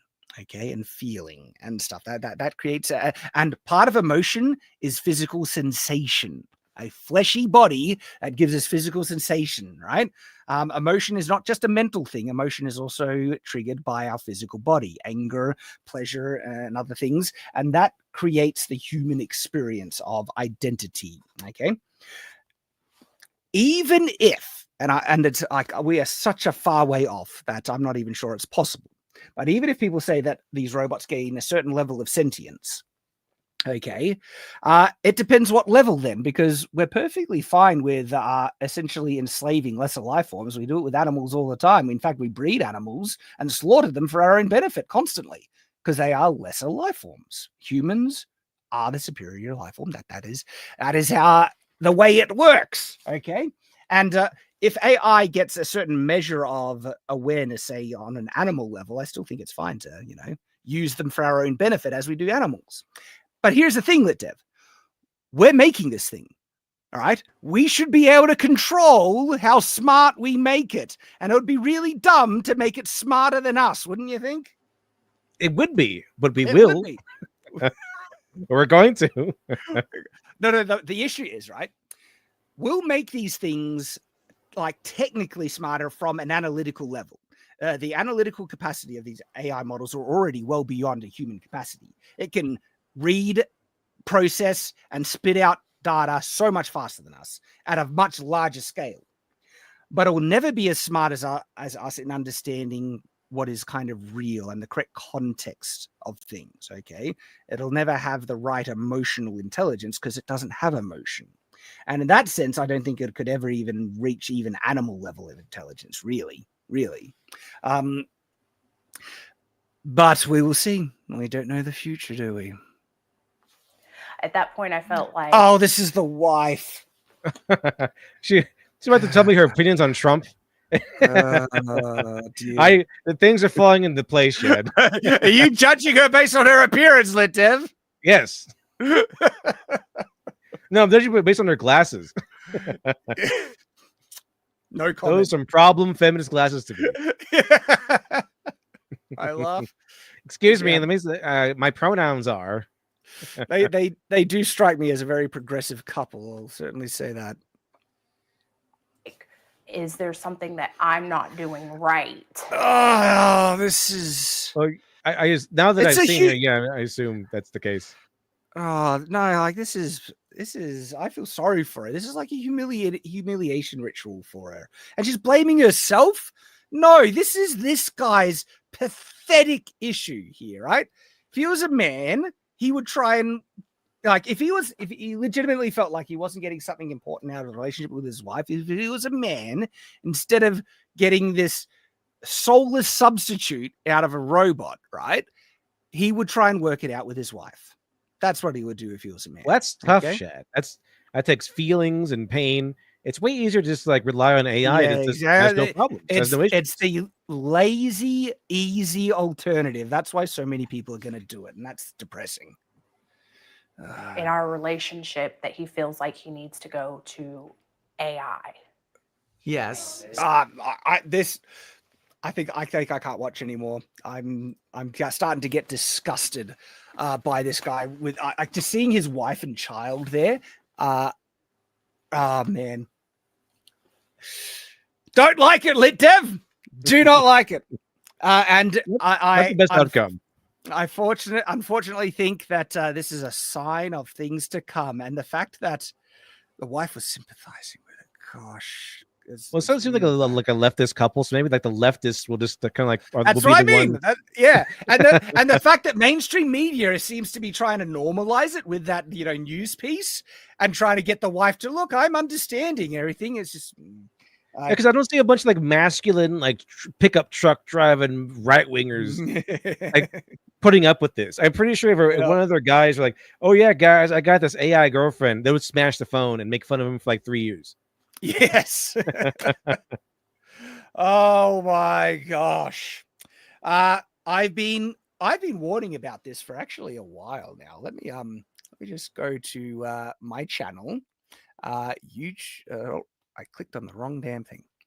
But no. People think that me being critical of this application of AI is anything new. Oh no. Let's go to my channel. I'm gonna just type in two letters AI. Looking up AI. Okay, and let me bring this to the screen. And so, oh hey, look, our live stream is there. This is me talking about AI art. Now it's not stolen. It's like, oh look at this. Keep it in a box. All right. That's me saying, like, don't go too far with this thing. Keep it in a box. Look at this one. 2 years ago, wife GPT incoming. I've been warning about this for 2 years at least already. AI, and look at the title. AI girlfriends will destroy humanity. Right? I've been based and red pilled on this more than anyone. And I say that as an advocate for AI. 3 years ago, should Google AI chatbot be destroyed? All right. And then 1 year ago, we need to talk about Google Gemini. I have been based on this stuff for years, and called it. Yes, I've been warning that this is coming, guys, and now it's just becoming more and more prevalent. Oh my gosh, and it's just gonna get worse. That's but. Maybe the righteous will inherit the earth as a result. At least the rednecks or whatever. Yeah, at least the rednecks. Oh boy. All righty. Well, this has been a fun stream, Lit Dev. Thanks sticking it out. We went a bit longer, but I'm glad we got to cover the topics. Is there anything you want to mention as we start to? Oh, I'll need to grab this final super chats and then we'll start to wrap up. But yeah, is there anything you want to mention? Not yet. Other than I got my Last Jedi video out. People seem to like it. Nice. I dropped some lore here about the conflicts between male stories and stories made for women. Men prefer. It's really watered down, like basic stuff, like really simplified. It's way more complex, but men tend to like stories that are have more physical conflicts, just backed by science and psychology. Yeah, and then women prefer conflicts that are more social conflicts. So I kind of put that in there. People were like, "Oh, wait a minute, that's not correct," but no, it is correct. And that's kind of why Star Wars is a masculine journey. There are feminine journeys, absolutely. Joseph Campbell goes over them a lot, but yeah, they're very different. They're very different. Yep, 100%. So everyone, please check out Lit Dev's channel. He makes some great stuff, well researched, high effort stuff, and deserves more views. So, Buddy Rabbit. Oh, you are welcome, sir. Buddy Rabbit, $5 says, on one hand, observable evidence says this is probably. On the other hand, a reporter told me this, so I can't believe it's real. Yeah, that one's tough to kind of balance there. I get where you're coming from though, there, Buddy Rabbit. Nathan Cassidy, 499 says, after reading about the Swedish woman who married the Berlin Wall, Berlin Mauer, I am not shocked that this is happening with AI. Yeah, like I said, this type of stuff actually has been happening already. It's just going to become more normalized, more accessible, and easier. Because if they can fall in love with a wall, they can do it with something that sounds like a person. Well, to be fair, I'm pretty sure the wall is at least 6 feet high.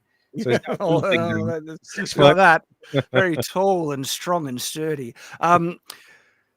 But with something that sounds human, it's constantly affirming them and validating them and gassing. I was like, oh gosh, people are going to fall for this stuff. And then as soon as you combine it with an extremely hot avatar, and if you can make that hot avatar be a robot that can move around, oh holy crap, we're done. There go the VTubers. Yes, well that Michael Dunay for $10 says, people have been forming deep relationships in MMOs like World of Warcraft and Final Fantasy for years. At least there's a real person on the other end, but nothing like they're depicted in the game. Similar phenomenon. Yes. And look, like at least they're real people. That's the kind of thing. Alex Halo, $5 says, forget the AI. Where are the genetically engineered cat girls that Elon promised to make? That's as soon as they do that, like the cat girl robots, it's like, oh no. Oh no. What they will do, they won't make cat girl robots. They'll make regular girlfriend robots, and then the cat girl ears and tails will be attachments you can buy separately. There's like one way that might hold off this apocalypse, and it's that if we all start to make perfect digital avatars of ourselves that are like perfect representation, stuff like that, and relations become more digital, kind of like what Michael is saying here, right? Yeah, you can build a connection with a real person, but you might be able to combat the unrealistic expectations because it's a fake depiction anyway. And so people then, I'll do a fake depiction of myself, put my face on it, but give me the perfect body. Do you reckon that might mitigate some of the things, Dev? I'm not sure. I think it wouldn't really make too much of a difference. I'm pretty sure it's like, oh yeah, you know what? This is a really hard relationship. Do you have you have human abilities and attitudes? Let me go to AI. They just say I'm awesome and great. I know, because that's the thing. Real people still have real flaws, and you got to have a relationship and work through them and stuff. And an AI will just love you no matter what, and that's why it's fake. Fiesta Cat for 199 says AI 0011101101. This guy, I love you. Yeah, that's what it is, right? This is a mathematical. It's a machine. It's a robot. Idiocracy. I think it was Idiocracy. They have the Costco guy who just says, "Welcome to Costco. I love you. Welcome to Costco. I love you." Yeah. Xavier Hart for $2 says, "Looks like we're getting the Overwatch timeline." Very possibly. Carmen Raider KFP for $5 says, there is a foolproof way to protect the wider population from falling for these AI bots. Just give them the personality of the Ring of Power Galadriel. Rings of Power Galadriel. But I reckon my idea of giving it a unmistakable robot voice that sounds completely artificial, like you're talking to a soulless machine, that could kind of save it. Do you reckon they like? And I hate government legislation, right? I think government over legislate stuff. On this one, I don't know. I might allow it. That's also in Futurama. Because that Bender was fighting with the ship. The ship has a voice in that episode, and then it has a man voice though. But then the professor gives it a girl voice, and suddenly they're dating. Yes, right. Exactly. Proof. I'm validated right then. If we just and what if that becomes law? Every AI chat bot has to sound like a soulless robot. I've got the solutions. We just need to implement them now. At least treat them like Gordon Ramsay. Like, you donkey. You with the wrong gun, you idiot. I like chat has some ideas. No, give him the voice of Rachel Zegler. Wow. That'll chase people away. Oh my gosh. Wow, this has been a fun stream. Appreciate everyone for joining us. And everyone knows what I'm doing. So subscribe to LipDev. Support this wonderful guy. And also Mike. Subscribe to Mike as well. So thank you, everyone. We appreciate you all. We will see you later. And as always, stay on watch.